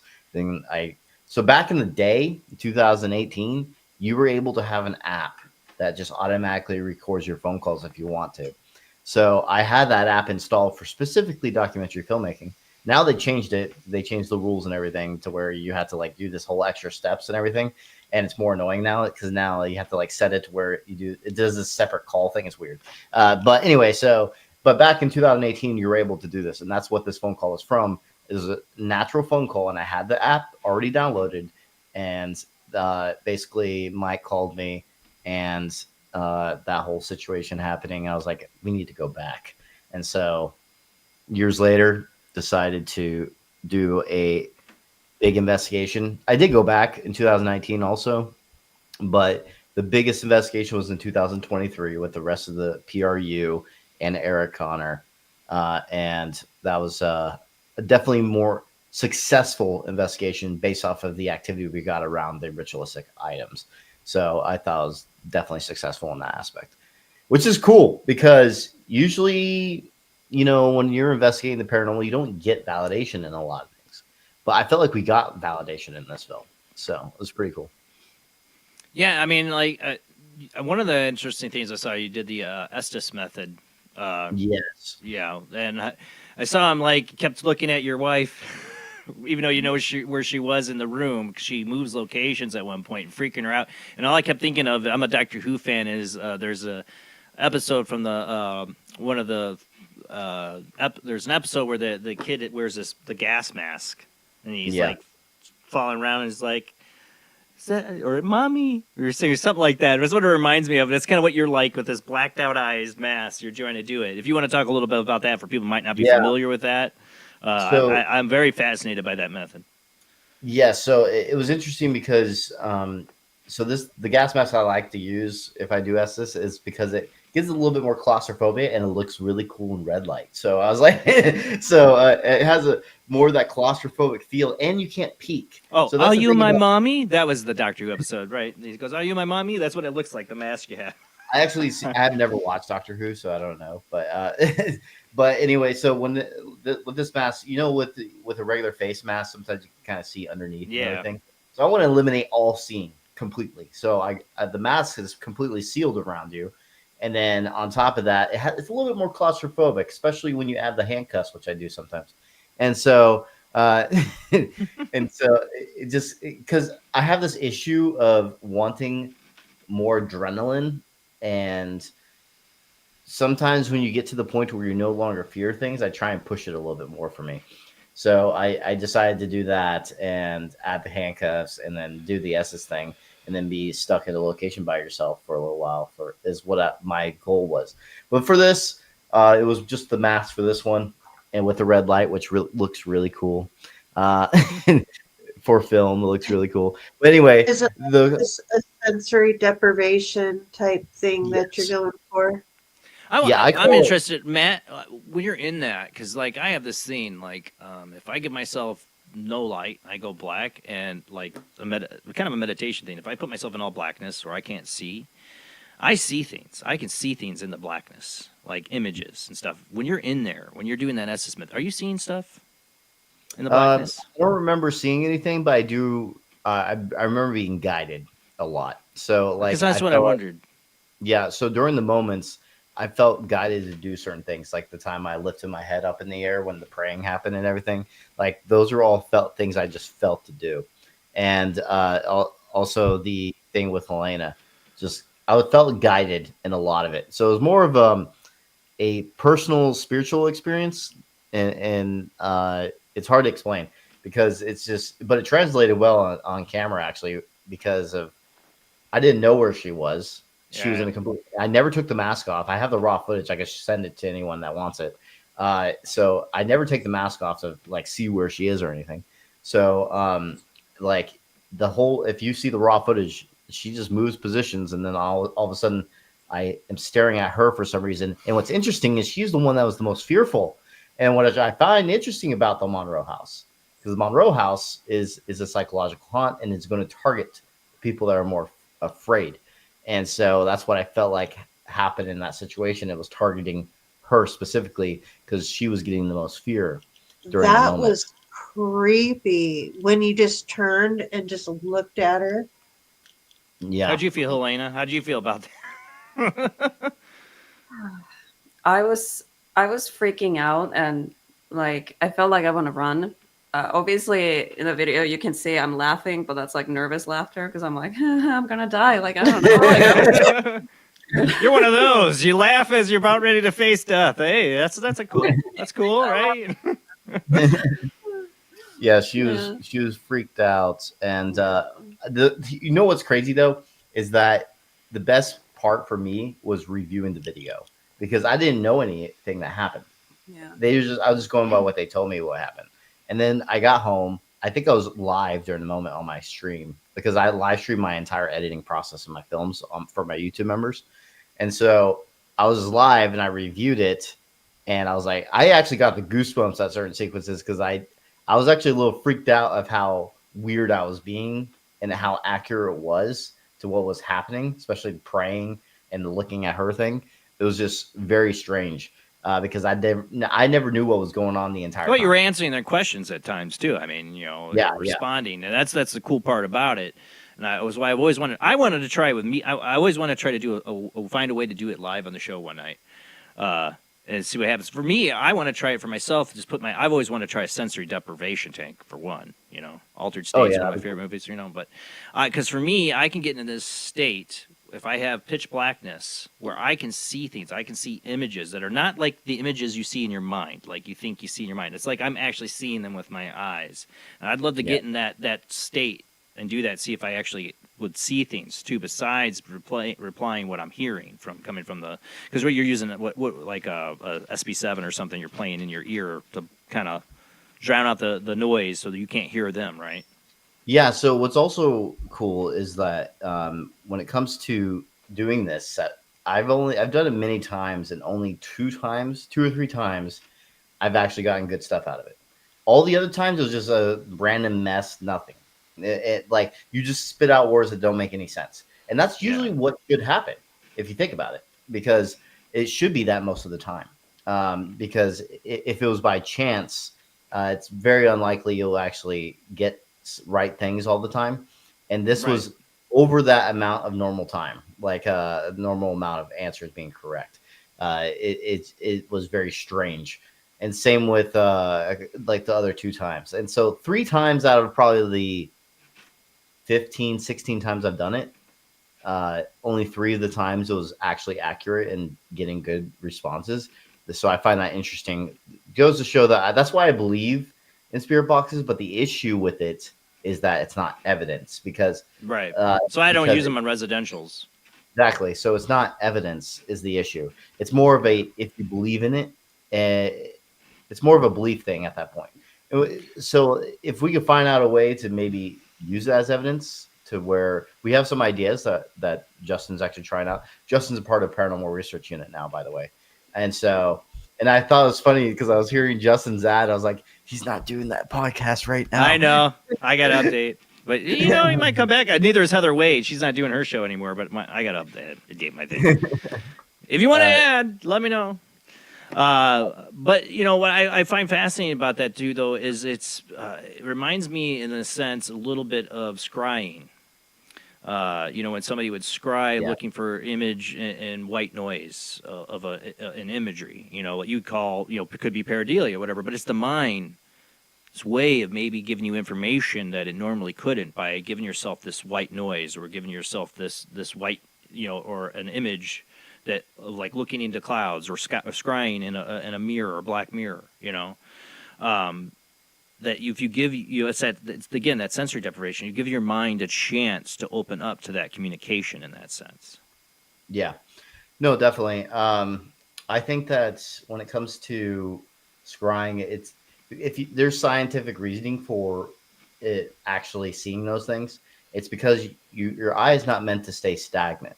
And that's what people are doing when they're looking into a mirror, is that they're keeping their eyes still. And so you start hallucinating because your eyes are always meant to be erratic and moving.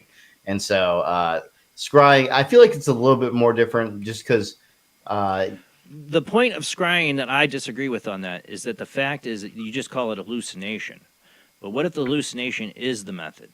It's opening up the mind to that, to be open to see the imagery. You know what I'm saying? Yeah, it's hallucination, but in that hallucination is the truth, the information you're looking for. Yeah. You know what I'm saying? It needs that to be able to do it. And it needs to be able to open itself up because your normal everyday experience, you're not open to get the messages. Yeah. Until you cut off that sensory, that constant input of reality that you have and cut that away. Yeah. Yeah, you cut away some senses, and sometimes people believe that can heighten others, and that's kind of like that. Actually, I do agree with that in some aspects when it comes to your sixth sense. Take away your sight, your hearing, you're kind of exposing to your sixth sense a little bit more, in my belief, at least. And so, and I definitely believe in the sixth sense. It's been an evolutional thing for humans forever, like hunters and people that have this just instinct, like, oh, they're being watched or they're being preyed upon. And so, and also like people like 9/11, like someone saying, do not go on that plane.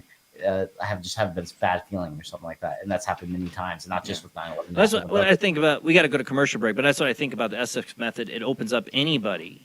Yeah. To basically the stuff that even like our intelligence community is getting at remote viewing and all that. We have this ability to open up to this information. Where it comes from, I don't know.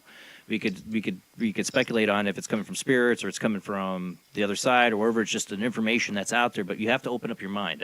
You have to get your mind into that altered state to be able to get that information. We're going to go to commercial break, and we're going to open up the phone lines when we come back from that commercial break. So just wait till we come back from commercial break if you want to call in, join this conversation with our guests, Matt Benton, Helena Benton, and Joe Vitale. Tonight we're talking about Evil Unearthed, their documentary. You can get it on Amazon Prime and other services. Check it out. If you're into paranormal documentaries, you definitely got to check out Matt Benton's work. It's really great stuff. All right, guys, we'll be right back after a short commercial break.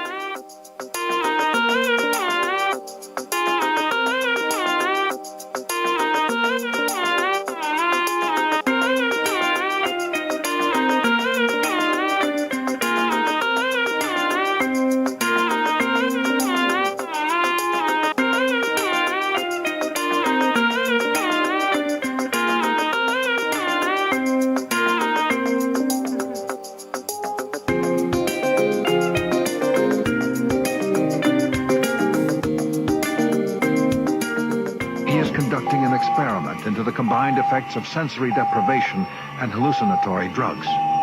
The subject of the experiment is himself, and the experiment is out of control. Ken Russell's Altered States, a film that must not be missed, is in the West End now. Altered States, Certificate X.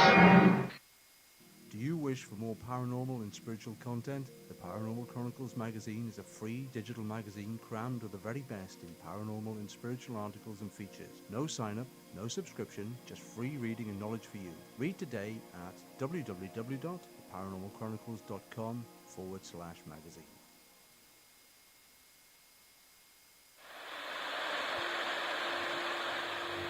Join us every Wednesday night at midnight Eastern Standard Time for Weird Wednesday at the live stream with your hosts Jamie, the Living Dead Girl, and Rob, the Phantom, where we'll talk about all things paranormal, including zodiac, astrology, tarot card and oracle card readings, live ghost boxing and spirit communication, where we'll do Voices from Beyond, the Cold Case Files. So we hope you join us live on Facebook and YouTube every Wednesday night at midnight Eastern Standard Time.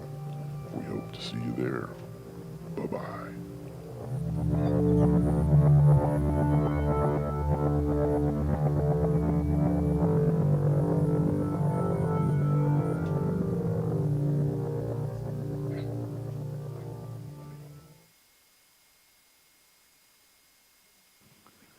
Paranation Magazine is a new paranormal magazine based out of Denver, Colorado.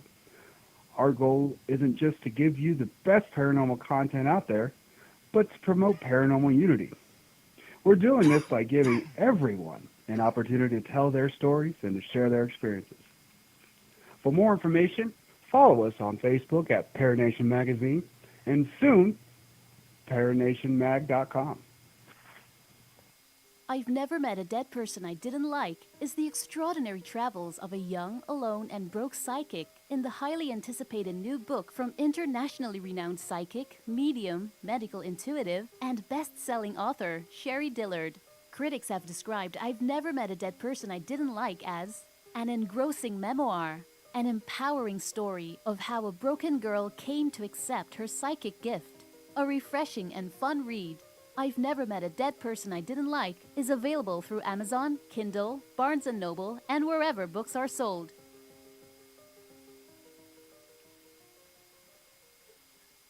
Wrote Spirits of the Dead with a pen dipped in warm blood. You will see the ultimate in terror with this important all-star cast. Brigitte Bardot, Alain Delon, Jane Fonda, Terence Stamp, and Peter Fonda in Edgar Allan Poe's Spirits of the Dead. Only Poe's demented genius could bring to the screen such horror and evil. Spirits of the Dead stars Brigitte Bardot, Alain Delon, Jane Fonda, Terence Stamp, and Peter Fonda. Directed by three masters of the cinema, Federico Fellini, Louis Malle, and Roger Vadim. Spirits of the Dead is an adventure in terror beyond your wildest nightmares. Spirits of the Dead in color is rated R. That this city is headed for a disaster of biblical proportion. What do you mean, biblical? What he means is Old Testament, Mr. Mayor. Real wrath of God type stuff. Exactly. Fire and brimstone coming down from the skies. Rivers and seas boiling. 40 years of darkness, earthquakes, volcanoes. The dead rising from the grave. Human sacrifice, dogs and cats living together. Mass hysteria.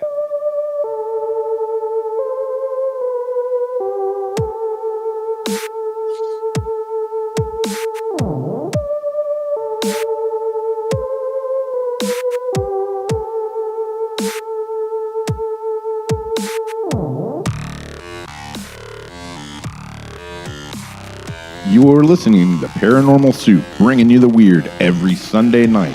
Call into the show and join the discussion.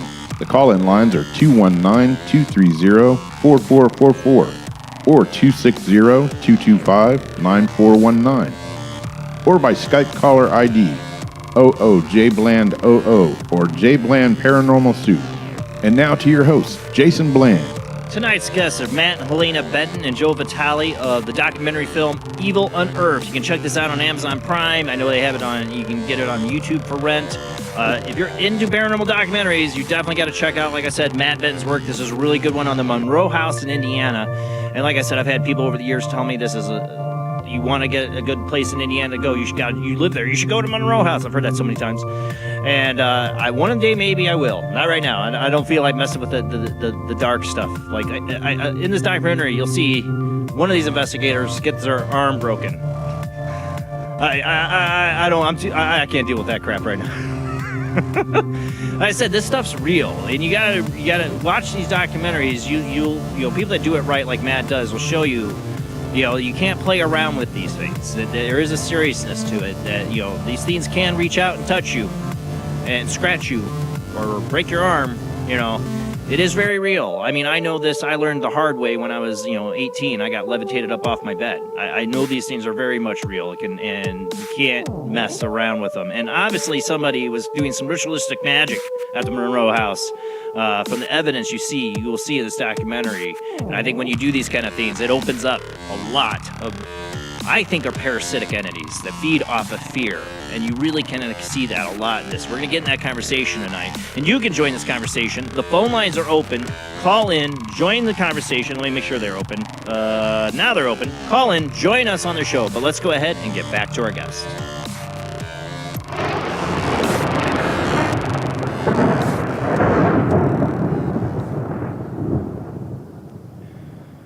Thank you for hanging in there with us, guys. So, like I said, I was just saying, and then coming back is with these things, you guys say certain people like help the activity happen. I think those certain people are people that are giving off fear. Like I call them the sacrificial lamb. Investigation. Like, yeah, you go in here. You go ahead. The person that like looks the most nervous about this, you go ahead. You go inside. You just feed that puppy. Just feed it your fear. Feed it. Yeah, it's like fish. Like you did the fishing also claim. Like that's actually what I usually use that term or analogy. Oh my gosh, can't speak English. Analogy. Analogy. Jesus. Analogy. One day I'll be able to speak English. I can't speak English. Don't worry about it. Your wife speaks better English than you do, Matt. I know, seriously. Anyway, so I consider it like as bait. It's perfect. Yeah, it is. It really is, because the reason I know this is, like I said, I went through my shadow person experience or demonic experience, whatever it was. What it needed, what it fed off me, what it wanted was my fear. That's what it wanted. It drove me to a point of madness. It knew all my insecurities. It knew everything. You know, this is evil. You know, these things are parasitic, whatever they are, and it scares me to think that links that they could drive somebody. Well, I mean, with demonic In my experience, what I've observed, it's very much is more psychological than physical. Yeah, physical can happen. Now, you said that you've had an experience with something demonic when you were younger. But like you said, it was psychological for 4 or 5 months until it got really physical. Right. And that's, my experience, my personal experience with that was it started little things here and there, and it kind of builds up. And Hey, well, really quick, Joe, you're a little muffled. I don't know if you moved your mic a little bit. I'm not sure why I would be muffled. Now you're not. Now you're good. Okay. I think it was just the angle of the mic. Sorry, I just wanted to make sure we could hear you. All right. No, thanks for letting me know. But yeah, it built itself up to being more psychological, and it definitely can break you down. And then it starts becoming physical. So I understand. Yeah, that's exactly it. I mean, that's exactly it. What I went through. I don't like to quantify it as demonic in the Judeo-Christian sense. I'm a person. I found God in that moment, and when I was I basically humbled myself before God to be saved by this thing. But I don't pick any certain religion or anything. I just believe in a higher power. And that may very well be why that happened to you. Maybe that was God going, you know what? This guy needs to learn a lesson. I'm not trying to preach anybody. No, I agree. I've said it on the show. I almost look at it as a gift. I really do, because it opened my eyes to it. And opened my eyes to God. It took me years to accept that. I don't know how well versed you, because I don't know. This is like our first time, but well versed into really looking into demonic and the ties to basically the Christian faith. A lot of times, like possessions or having a demonic entity in a home happens for a reason. And the belief, one of the beliefs is that the whole hierarchy thing where God's like, you know what? Here's what I want you to do. Wreak havoc. Go. Let's turn this person around. Let's see if we can turn this person around. There is that belief. I don't want to spend too much time on it because we're here to talk about. We get a philosophical belief or a theology here, but it is part of it, and it's our way of people have been trying to understand. I think these kind of attacks or experiences. I say attacks because that's what some of it can be for years through the eyes of the religions. That's how I look at it. And there's nothing wrong with anybody's religion or faith or whatever. I just look at it as more, I only know what I've seen and experienced. I don't belong to any certain faith or religion. I do believe in a higher power after my experience, for sure. And I don't like to, I call it a shadow person because that's how it appeared to me, Even though at one point I do think I saw its demonic face. That this thing, you call it a demon, tomato, I don't know. Whatever it was parasitic in a sense. It got stronger the more fear and I fed it. Right. And my thing was, growing up, I had a grandmother who was extremely Christian. And she would always tell me, the devil can do this, the devil can do that. Like, just telling me all these insane, powerful things that Satan can do. But then she's like, but then there's Jesus. And I'm like, okay, great. The guy can walk on water, turn water into wine, did some pretty cool stuff, but this sounds like a South Park kind of situation here. He also drove demons out of people. Yeah, and instructed his followers to do that. Yeah, but the way my grandmother went about it, it just made me far more afraid than. You're right. I agree. That's what organized religion's been perfectly capable of doing, is putting fear into people. And a lot of things have to revolve around fear and your belief. Fear drives your perception. Yeah. I get that. That's why I try not to approach it. What I experienced, what I feel the most grateful of it is that experience when I felt this. I had this like time moment of time that was like suspended when I was levitated up off my bed when I reached out to God for help, where I felt this presence that was, I would say, all forgiving, all loving, the most compassionate feeling I've ever felt from something. Yep. That makes me disqualify most religious beliefs I see out there, but not to say that the beliefs I say is a lot of religious dogmas. about heaven and hell and what God is. This is not what I experienced. Right. And we'll leave it at that. Because we won't get any more philosophical than that. Yeah. We don't need to go any deeper. But that's what I'm just saying. The God the God I believe in, or the Force, as I like to call it, it's I think it's there when everybody meets their end, and it's nobody's ever alone. That this thing's with everyone, no matter what your sin is. Yeah. So that's my belief from experience.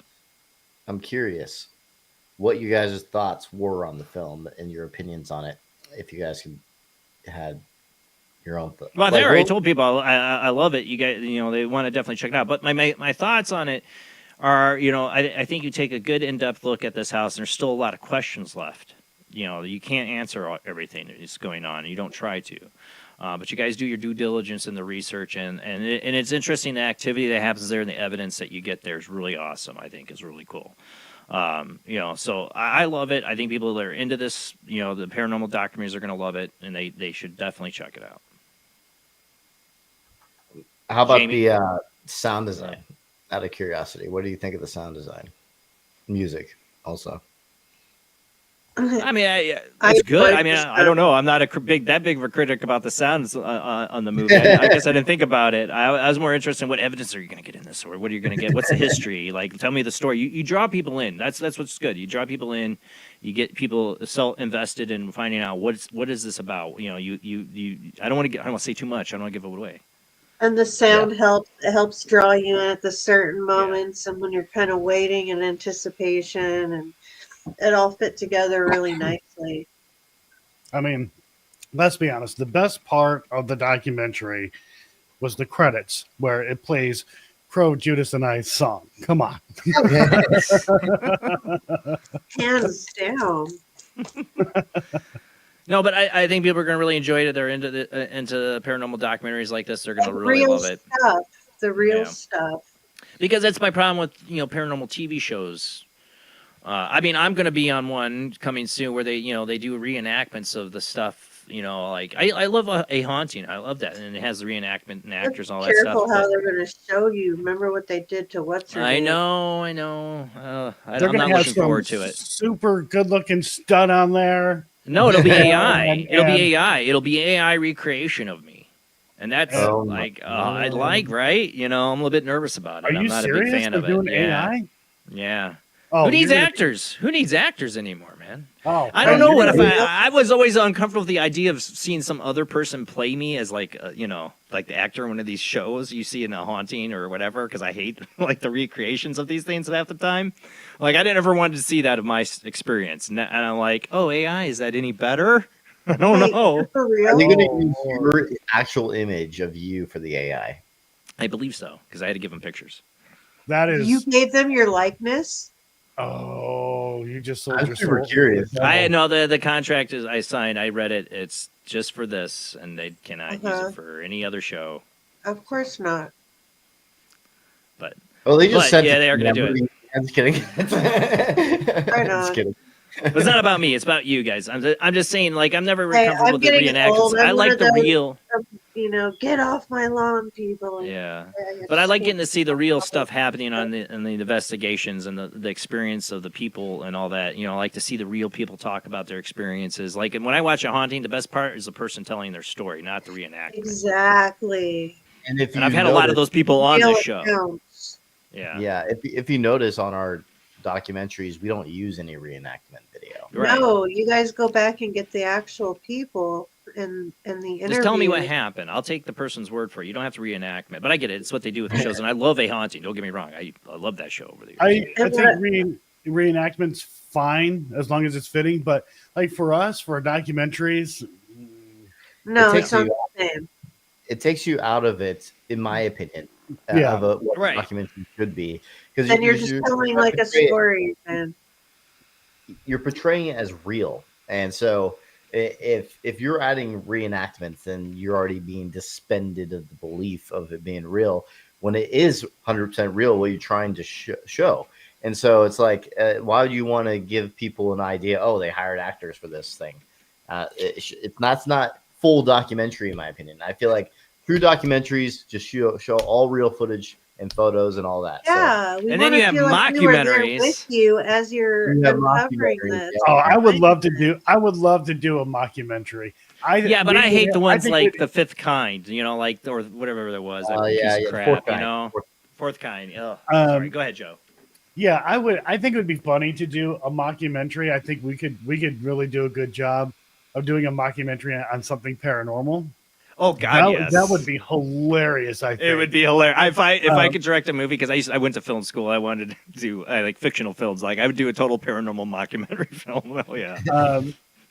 But you also had to be careful too, because that was kind of the idea. I don't put a guy in a helmet just like you got, Matt. I love that. No. I love there's a moment where you get your new helmet, which it is really cool. With the new IR lights, but the guy goes, doo-doo-doo. That was me. That was you. Thank you, Joe. I always tease him about that thing. I would have a guy in that helmet. I'm just telling you, man, if I was doing it is cool, though. That is really awesome, because you get that first-person perspective. That you're only going to get that with that helmet that you have on, with that much light and what you're doing. So that's really cool. It's my favorite piece of device, and it's back there, right there. And you know what? I like it because the devices I don't like when I see, and I know Justin Brown. Sorry, this isn't against Justin Brown. Would have the cameras that go forward, and at him, I'm like, I never want to see the one on you. I hate the cameras that are on the investigator. I don't care about seeing you. I want to see what you would be seeing. I don't want to see the camera on you. Yeah, I have a big nose, so having a camera inches away from my face. Yeah. I don't want to see myself. Your nose, yeah. I want all your double chins right down there, the worst angle. Right. Yeah, nose hairs. But in reality, if I were to do a film like you do, I want that. I want the camera right on here. Right on you, on the person. If you're going to witness something, I want it from the angle that you're seeing too. Yeah, the helmet's meant for evidence collecting, so it's not. Well, there is one good thing about this self cameras is I know what you're gonna say. Go ahead. Yeah, for when it comes to validating EVPs, you have a camera. True. If you whisper, it is. I know that Justin does it. Yeah, I know. I'm just saying, cut that out. I don't want to watch it. Yeah. I see what you mean. But yeah, it is true. You want to validate EVP. No, you didn't say it. Just check everything you say. It is good to have everybody on camera for that purpose. I get it. I'm saying when they're editing it and they go to that and they're showing their reaction, I'm like, get away from that. I don't want to see it. I want to see what are they seeing? What are they seeing right now? Don't show me the reaction. I want to see what they're seeing.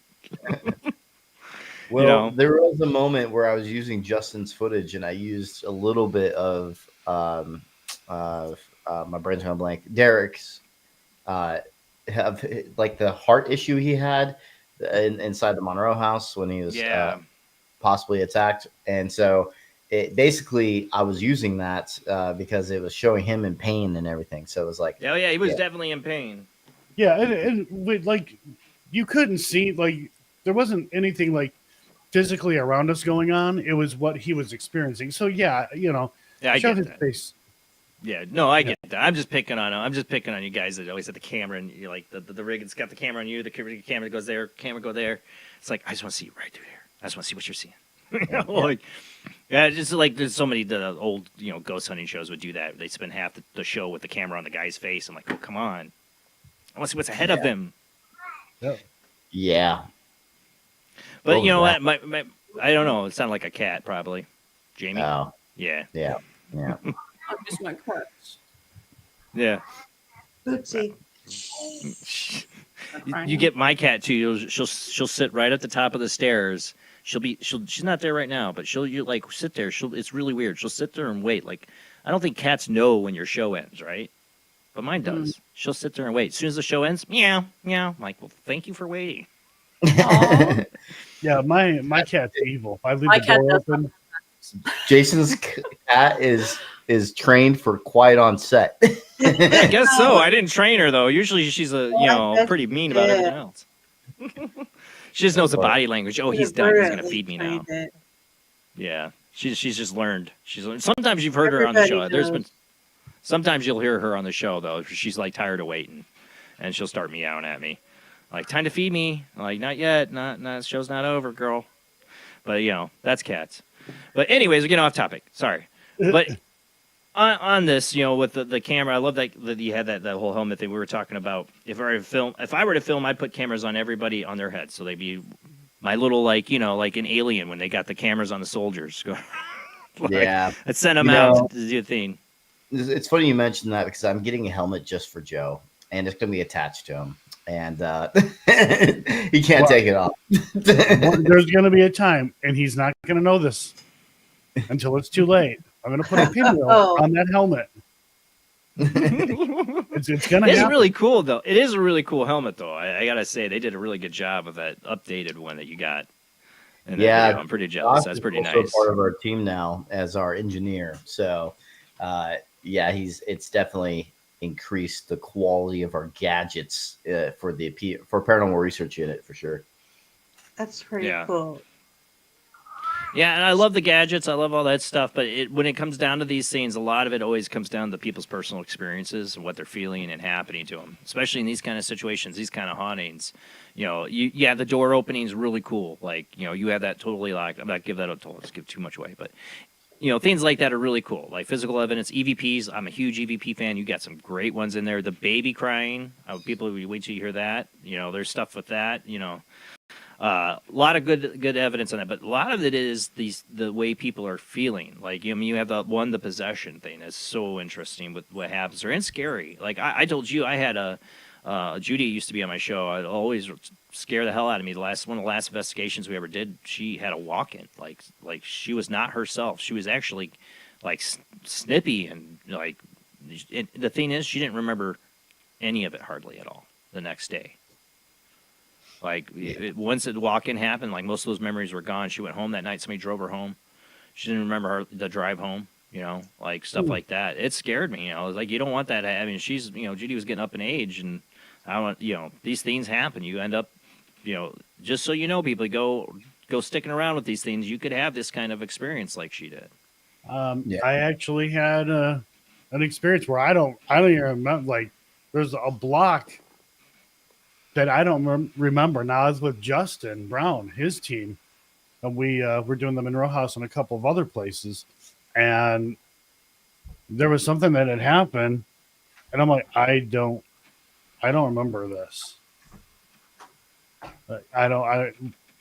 He told me about it, but I'm like, I don't remember. I just don't. I mean, the Crown Point Jail had a really crazy experience. Rick Bunch was a medium that he's deceased now, but where I talked to Rick afterwards because I heard stuff from the Crown Point people, and like it was crazy. Like he literally went nuts inside there. He doesn't remember any of it. He drove around the block for a couple times, like in a daze in his car, which is scary to think. But he had a total like flip out side, and he's a medium, usually to protect himself. He says, "I don't know what happened that day. Something hit him hard, like took him over." And that's somebody who's been a medium doing it for years, and that happened to him. I think these things can take a toll. All right, hold on, I want to get this on. I'm trying to get this. Hold on. There it is. There it is. The helmet. Oh, back. I'm sorry, I love that when you did that. I was just going to do that too. But it's so cool. It is so cool, dude. Yeah. It's inspired by the military helmets that we use in the Marine Corps, and it was a great idea. Because I have they're coming out with the Marine Corps now. I mean, what they're talking about coming out with these helmets with the vision stuff, what they can see. That was actually with the Army. Yeah, they're coming out. Is that the Army? Yeah, well, Army always gets the cool gadgets first. Yeah, of course. Marine Corps does more with less. Eventually, get that equipment right. Eagle Eye, is that what it's called? Eagle Eye, I think. Yeah, I think it's so. Imagine having that though on a paranormal investigation. Yeah, I have some upgrades. Just kidding. Thermal vision on your eyes like that. Wouldn't that be cool? Like Predator? Yeah, maybe like Predator? I have thermal vision in the eyes. I'll have a monitor on my arm. Click, click, click. And just laugh as you're going to blow everybody up. Right? Like Predator. Yeah. Yeah, but it'd be cool, like, I mean, to have like that kind of helmet where you could like change the different, like we're going to thermal, we're going to go to infrared, like to do all that. Thousands and thousands of dollars. Yeah, yeah, something like that. You know what? I'm going to get one of those circular thermals, put it on the side, put it there. Bam. You got thermal. So it's recording it. Yeah, yeah. That'd be cool. It will be all decked out. And your head's going to be like... Also, I was thinking about doing this. Wait. There's another thing I wanted to add to this. So there's something called the Sony. It's not Sony. They're SIONY something. It's like color night vision is what it is basically. And it's I want to put that on the side right there actually, unless I can find a thermal piece that's like that would be so cool. Could you get both? I only have 2 rail systems. I do want to keep the light because this comes in handy a lot for this light. Yeah. I love that they put the buttons on there for you too, like that on the side. Oh, that was so cool. Yeah. Josh did that. Josh did a great Bender? job. Josh Bender. Yeah, the one yeah, and only. Yeah, it looks really cool. It looks really like The really ultimate well done. hands-free, all-in-one like device. Exactly. Matt's gonna end up looking like the dude from Ghostbusters who was having his brain Rick scanned. Moranis. Yeah. Heck yeah. Yeah, I need a proton pack. Well, I mean, it'd be cool, like, you know, because the like I said, most of the stuff that's happening in paranormal people is the your body and your sensories, or you know, so you're trying to kind of capture that a little bit by having it on you, you know, that sense of that what you're feeling and happening to you, you know, because that's what generally is for most people is these experiences.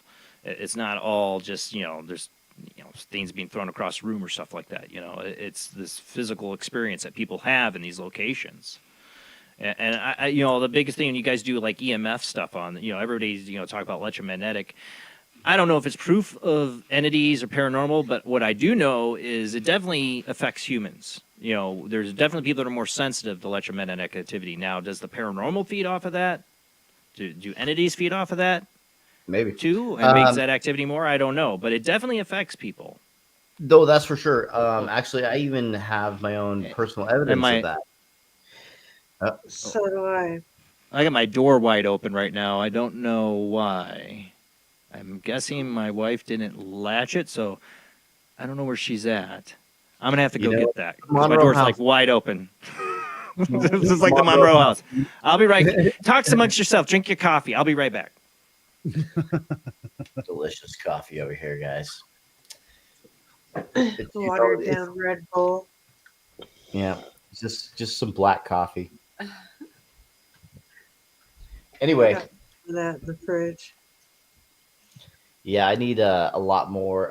The thing is, I just get the cheap coffee. I need to get some nicer coffee. Finnish coffee is better than any coffee I had in America. I'm sorry.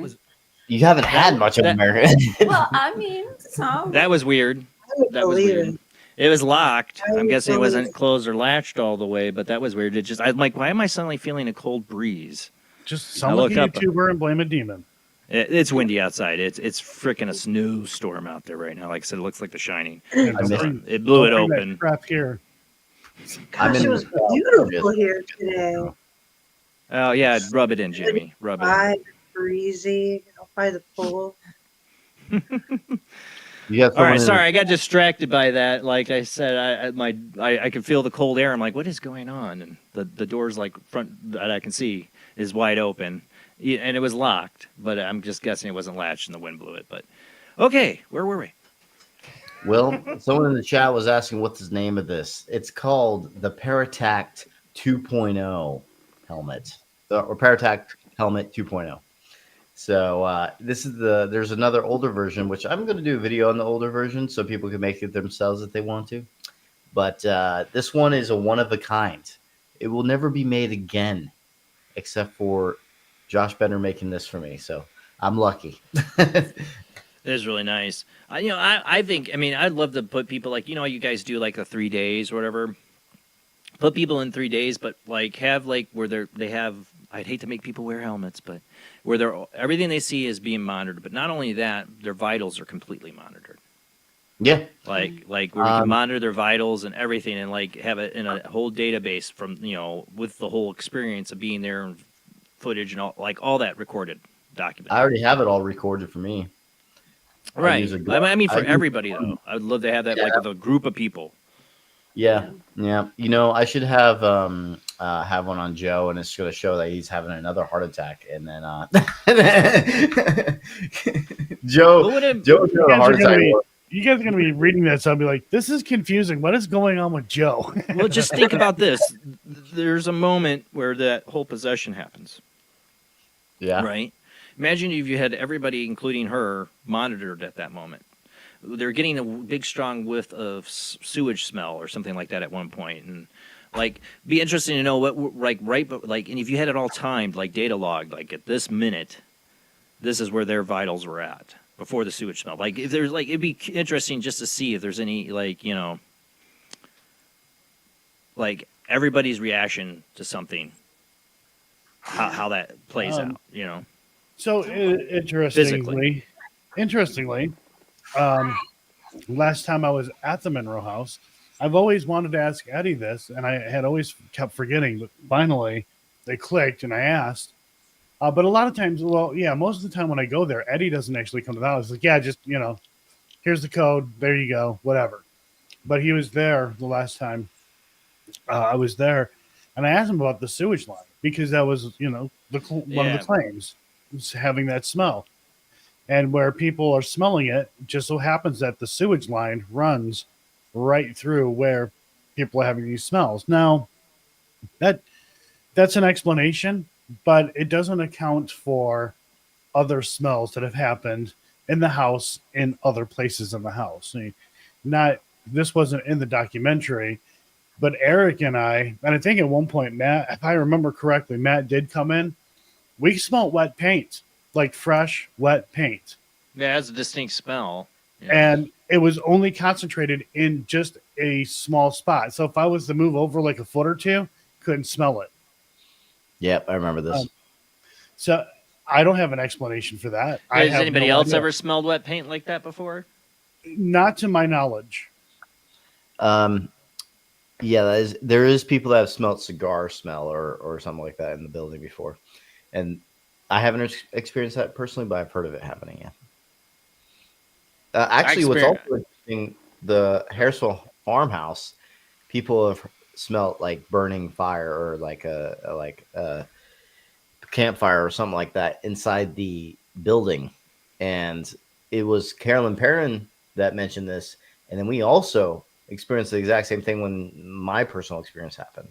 Yeah, I never knew that was something that they had experienced.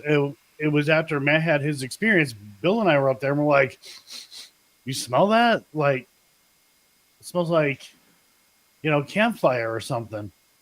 Now, but it wasn't like there before, and it just suddenly wafts in. Right? Yeah, it wasn't there before, and then it was there. Now, okay, so we were there during the winter, but the whole time that we were there, you would think that we would have smelt that throughout the 2 days that we were there. It only happened that one time for a short amount of time, and that was it. I'm not going to sit there and tell you it was paranormal, but I mean, it was just kind of weird that. My question is when that happened, was there certain activity correlated happening around more with it? Right. Yes. It had my personal experience. You seen the film What Happened to Me at the end? It was during that moment when what happened to me is when they started smelling that when I walked away. And so, which is weird timing.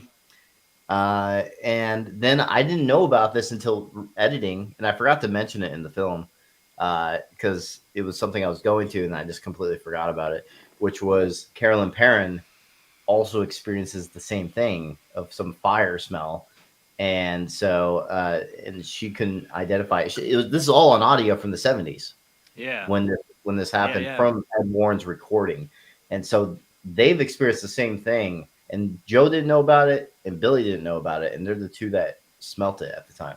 So that was interesting. Very interesting. Well, I definitely think these entities can carry, you know, that different strong smells from different kinds. I mean, be it a ghost or demonic or some kind of other entity, these things definitely have smells they can bring with them at times. It's not consistent, but I've seen it, I've experienced it, and it seems it'll be when activity's actually coming with it. So it's like, you know, it's an entity there. Yeah. So when an entity rips ass, it's bad. I'm just kidding. Right? Like, who farted?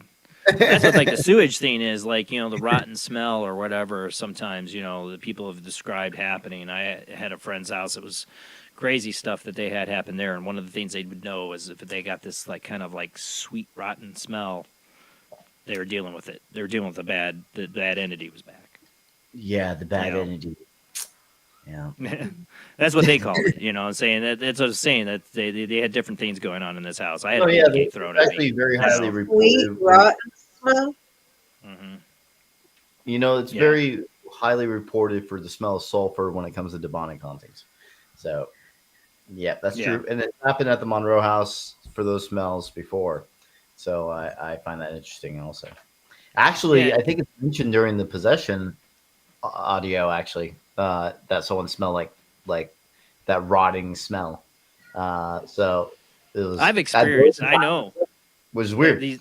I swear, there's something with that. That there's different smells you can get with these different experiences, but that like rotten, I don't know, like sulfuric smell. I've experienced. Others have experienced. It's something. I don't know. People want to say it's demonic. I don't know. Maybe it's something to do with the reaction or whatever energy is happening in the environment. I've smelled perfume, cologne, rose, cigarettes, but like a cigar. I've gotten that. Stink, like real, like bad sulfur and all that. But I've never heard it described as like sweet either. It's like, it's like,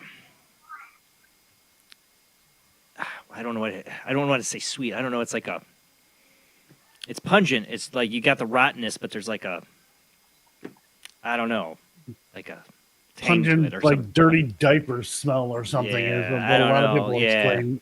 I think that's just your upper lip. But there's no like nothing sweet about it.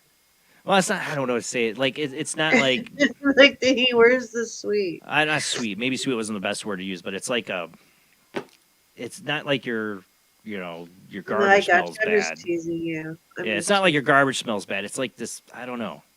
I'm just teasing. It's like you mixed like sugar with shit. I don't know. It's a weird smell. I've encountered it a couple times at this one house, and it's almost like sulfur, but there's something else different. It's a little different to it. I wouldn't say it's straight out sulfur smell. Yeah. I don't know. Rotten. I only other time I something was a rotten dead animal. I guess is the only thing close to the smell I've ever that I could describe. It was like related to the actual paranormal. Yeah. Yeah, dead animal. I agree with that one. That's the closest thing that I've smelled to the experience I had when it was something nasty.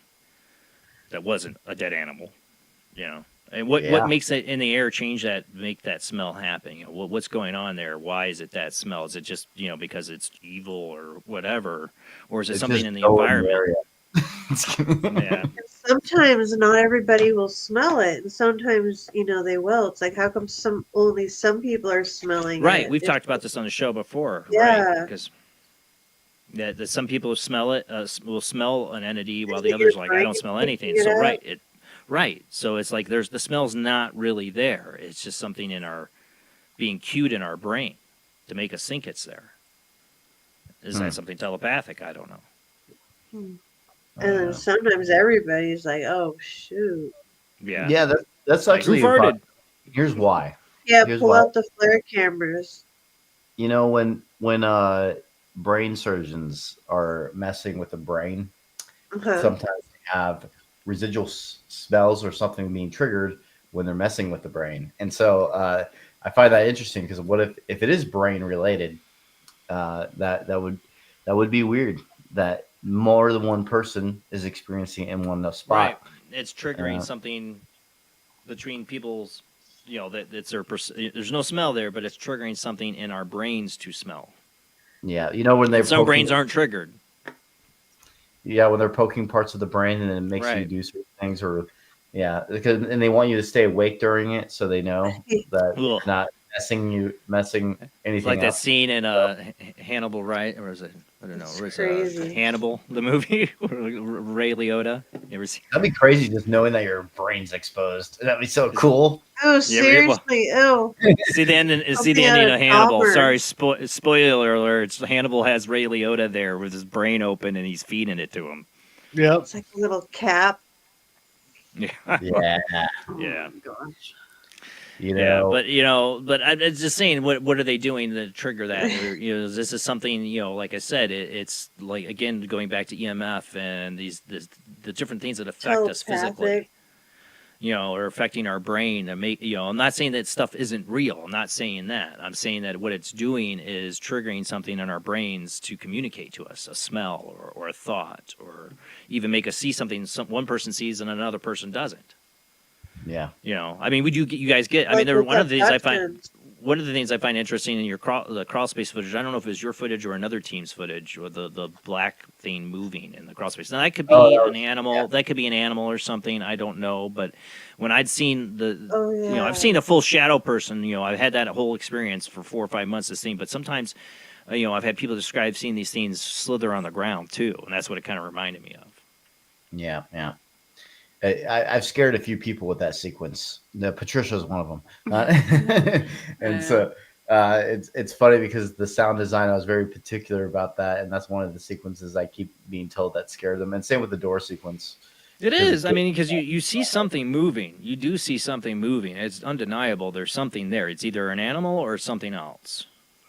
Did you see any evidence of animals at all down under there besides the dead ones? There's definitely going to be animals down there at some point. Yeah, I would think. I haven't seen the animals, but I think it's definitely going to be. It's definitely possible. So. I find it interesting though, because like I said, I've seen it. There's been video captures of similar things like that too, where it seems like these things slither on the ground. Weird thing about it though is like how it was moving was just kind of weird. Yeah, it was really weird. But I'm not saying it's anything paranormal. It's just weird. Weird footage is all I can say. I mean, that's how we're at. Anything that you see now, you can only sub it up as weird or unusual or none. There's nothing totally you can debunk and do all the things you can, but in the end, in the land of illusion that we live in, nobody's going to always believe you. You could come up, Matt. You can come up with the best video evidence, like this proves the paranormal, and people are going to just say no, it don't. You know what I'm saying? Because we live in the land of illusion. Where anything now, like we're talking about AI. That's what it is. I think for people who really understand this stuff is when they experience it. That's when people know, when they will believe you. The people who've experienced it, they see it, they believe it. Yeah. That's where I think it comes down to. I think there will be no video proof that proves the paranormal to anybody. We're not going to be able to prove paranormal. No. I mean, not in our lifetime anyways. No, I just don't think it will, because as we get further into the AI and people are just gonna. There's plenty of reasons people put out for doubt or doubt you. People believe it because they've experienced it. Yeah, the people I meet that are total doubters and that have not experienced anything. So that I understand why they don't believe me from my experiences or your experiences. They've never experienced it. So how can that be reality to them? I wouldn't expect people to fully believe something that they've never experienced. Just maybe be open-minded to it, but I wouldn't believe something 100% until I have enough education or personal experience to say, yeah. What I've become interested over the year. What I've become interested in over the years is that I believe anything's possible. Well, that because my own experiences, like I've had a lot of different experiences. That some people they don't have experience till way later in life, and then but there's a number of people like me and others that have had experiences since their earliest memories, and they seem to attract these experiences.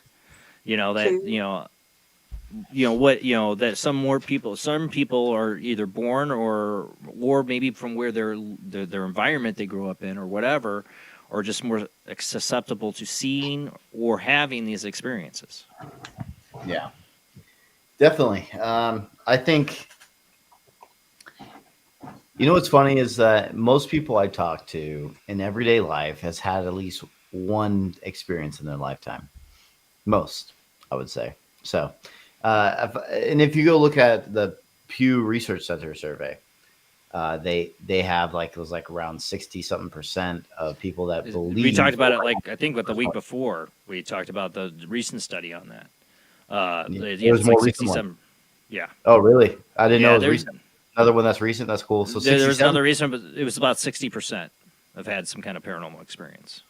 I say, what I always say is being a host of the show and being a paranormal investigator over the years and have people come to me, and the 90% of people that come to me with a paranormal experience usually isn't living in a haunted house or UFO or Bigfoot. It's somebody passed away and they came to them.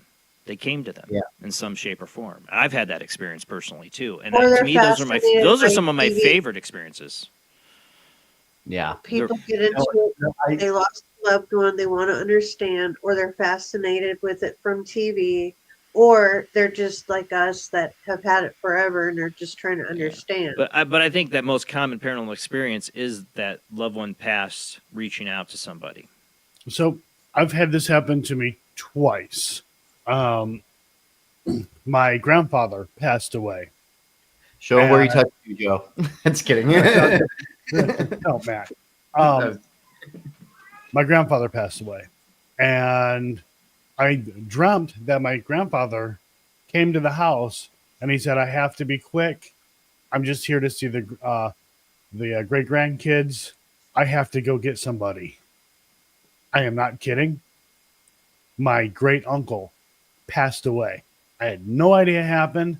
I had posted something about it. It was MySpace at that point in time. And my cousin had seen it, and his dad wanted to know more about the dream. I'm like, well, what I have there is what happened. Another time, and again, didn't know this, my grandmother, along with my mom and two of my grandmother's sisters, or great aunts. The two great aunts and my mom were in a red Dodge Spirit. Now, my grandmother used to have a red Dodge Spirit. And the only reason why she got the Dodge Spirit is because it was called Spirit. And again, grandmother being uber religious, right? So the car pulls up, and one of my great aunts says, "Come on, Loretta, get in the car. It's time to go home." Well, I told my stepdad about this. And a month or two later, come to find out that my grandmother actually passed away. We had no clue. Wow. There was some shadiness, though, going on with a cousin that my grandmother was staying with, and she didn't tell anybody. The only reason why we found out, like a month or two later, is that my great uncle got a thing in the mail saying that my grandmother's voter's registration was no longer valid due to death. Oh, whoa. So then we had to figure out, wait a minute, what's going on here? That's messed up. So that was weird. Like having having dreams like that, and then stuff like that. Was it a coincidence? That's why. I don't think so. I don't think so. Like, I like I said, honestly, I think, and to me, it's my favorite one when people tell me these experiences because they're very personal. But I think it's one of the most common, but one of my favorites experiences is this when that loved one lets you know, comes from the other side to let you know. I had that experience. I wasn't a dream. I saw my grandmother at my work in a mirror, and I come out after seeing this to let them know I need to go on break because her wake's that day. And I need a break too because I just saw her in a mirror, and I find out that these kids are telling me as soon as I come out to the front that I work with her, they felt this breeze and the doors closed come through the whole store, like a big wind came through the store. The doors closed. They're like, it was really weird, and I hadn't told them anything. And the one kid felt it pass through him. He felt like a tingling, and at that same time that was happening is when I saw my grandmother in the mirror. Like the mirror went black. I was in the bathroom steaming some clothes, and the mirror suddenly went black, and it was like the small candlelight was coming in, and it just got her face just came from like it's like she almost had a candlelight like glowing on her face, but it's like her face just appeared there, and she just looked at me and smiled, and then just faded away. And at that same time, they're having this happen in the store. That was my experience. I felt lucky. It was her. She knew. It was her way to let me know she died of Alzheimer's, that she was all right. And I think that to me is one of the most credible experiences I hope a lot of people get to have, to know that their loved ones are still with them. Yeah, I agree. That's why I think they're the most important experiences. Call them paranormal, whatever. I think they're normal. I think that a lot of people can say they've had those experiences and don't tell people about it. They don't share it. Yeah. I think that's most commonly that it happens to a lot of people, and they will never tell anybody that happened. because it's really personal a lot of times, or they're afraid they're going to be ridiculed or made to believe it wasn't real. Yeah. Yeah, someone in the chat's asking who that is. Jamie. Sorry, some of our followers are coming in here. So, yeah.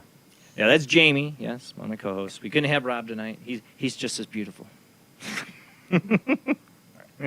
Yeah, I have two co-hosts, Jamie and Rob. Rob's not here tonight, but Jamie joins us every Sunday night. No phone calls tonight. We might end the show early unless somebody wants to call in and join the conversation. I don't know if anybody had any questions for you tonight. I didn't put it up here, but it is in the show description here. Hold on. Banners. I got another number. There we go. Now I got it up there, but it's also in there. Yeah, call in if you want to join the conversation. You got questions for our guests tonight. So I know I don't want to talk about I know you will have another documentary you said you guys are working on. I don't want to talk about that. Whoops, nope. So I almost talked about something we talked about earlier. I don't want to talk about that. I'm trying to think what else we haven't talked about. There's yet. another one in the pipelines too. It looks like we got to figure out some logistics with that, but they're maybe two. We'll this one is multi. people. Like this one, you like started out in 2017. So do you have like a bunch of projects like that, kind of like you've worked on for years that are still not out yet, like pieces of stuff? There's only one location, but we're trying to get access to this other location. But this person doesn't want any investigators there right now that I have recorded in the past since 2016, 2017, and I wanted to make a documentary on this place. But until ownership changes, I don't think that's going to be happening for that place. So that's the only one that I have currently that's saved up footage for a location right now.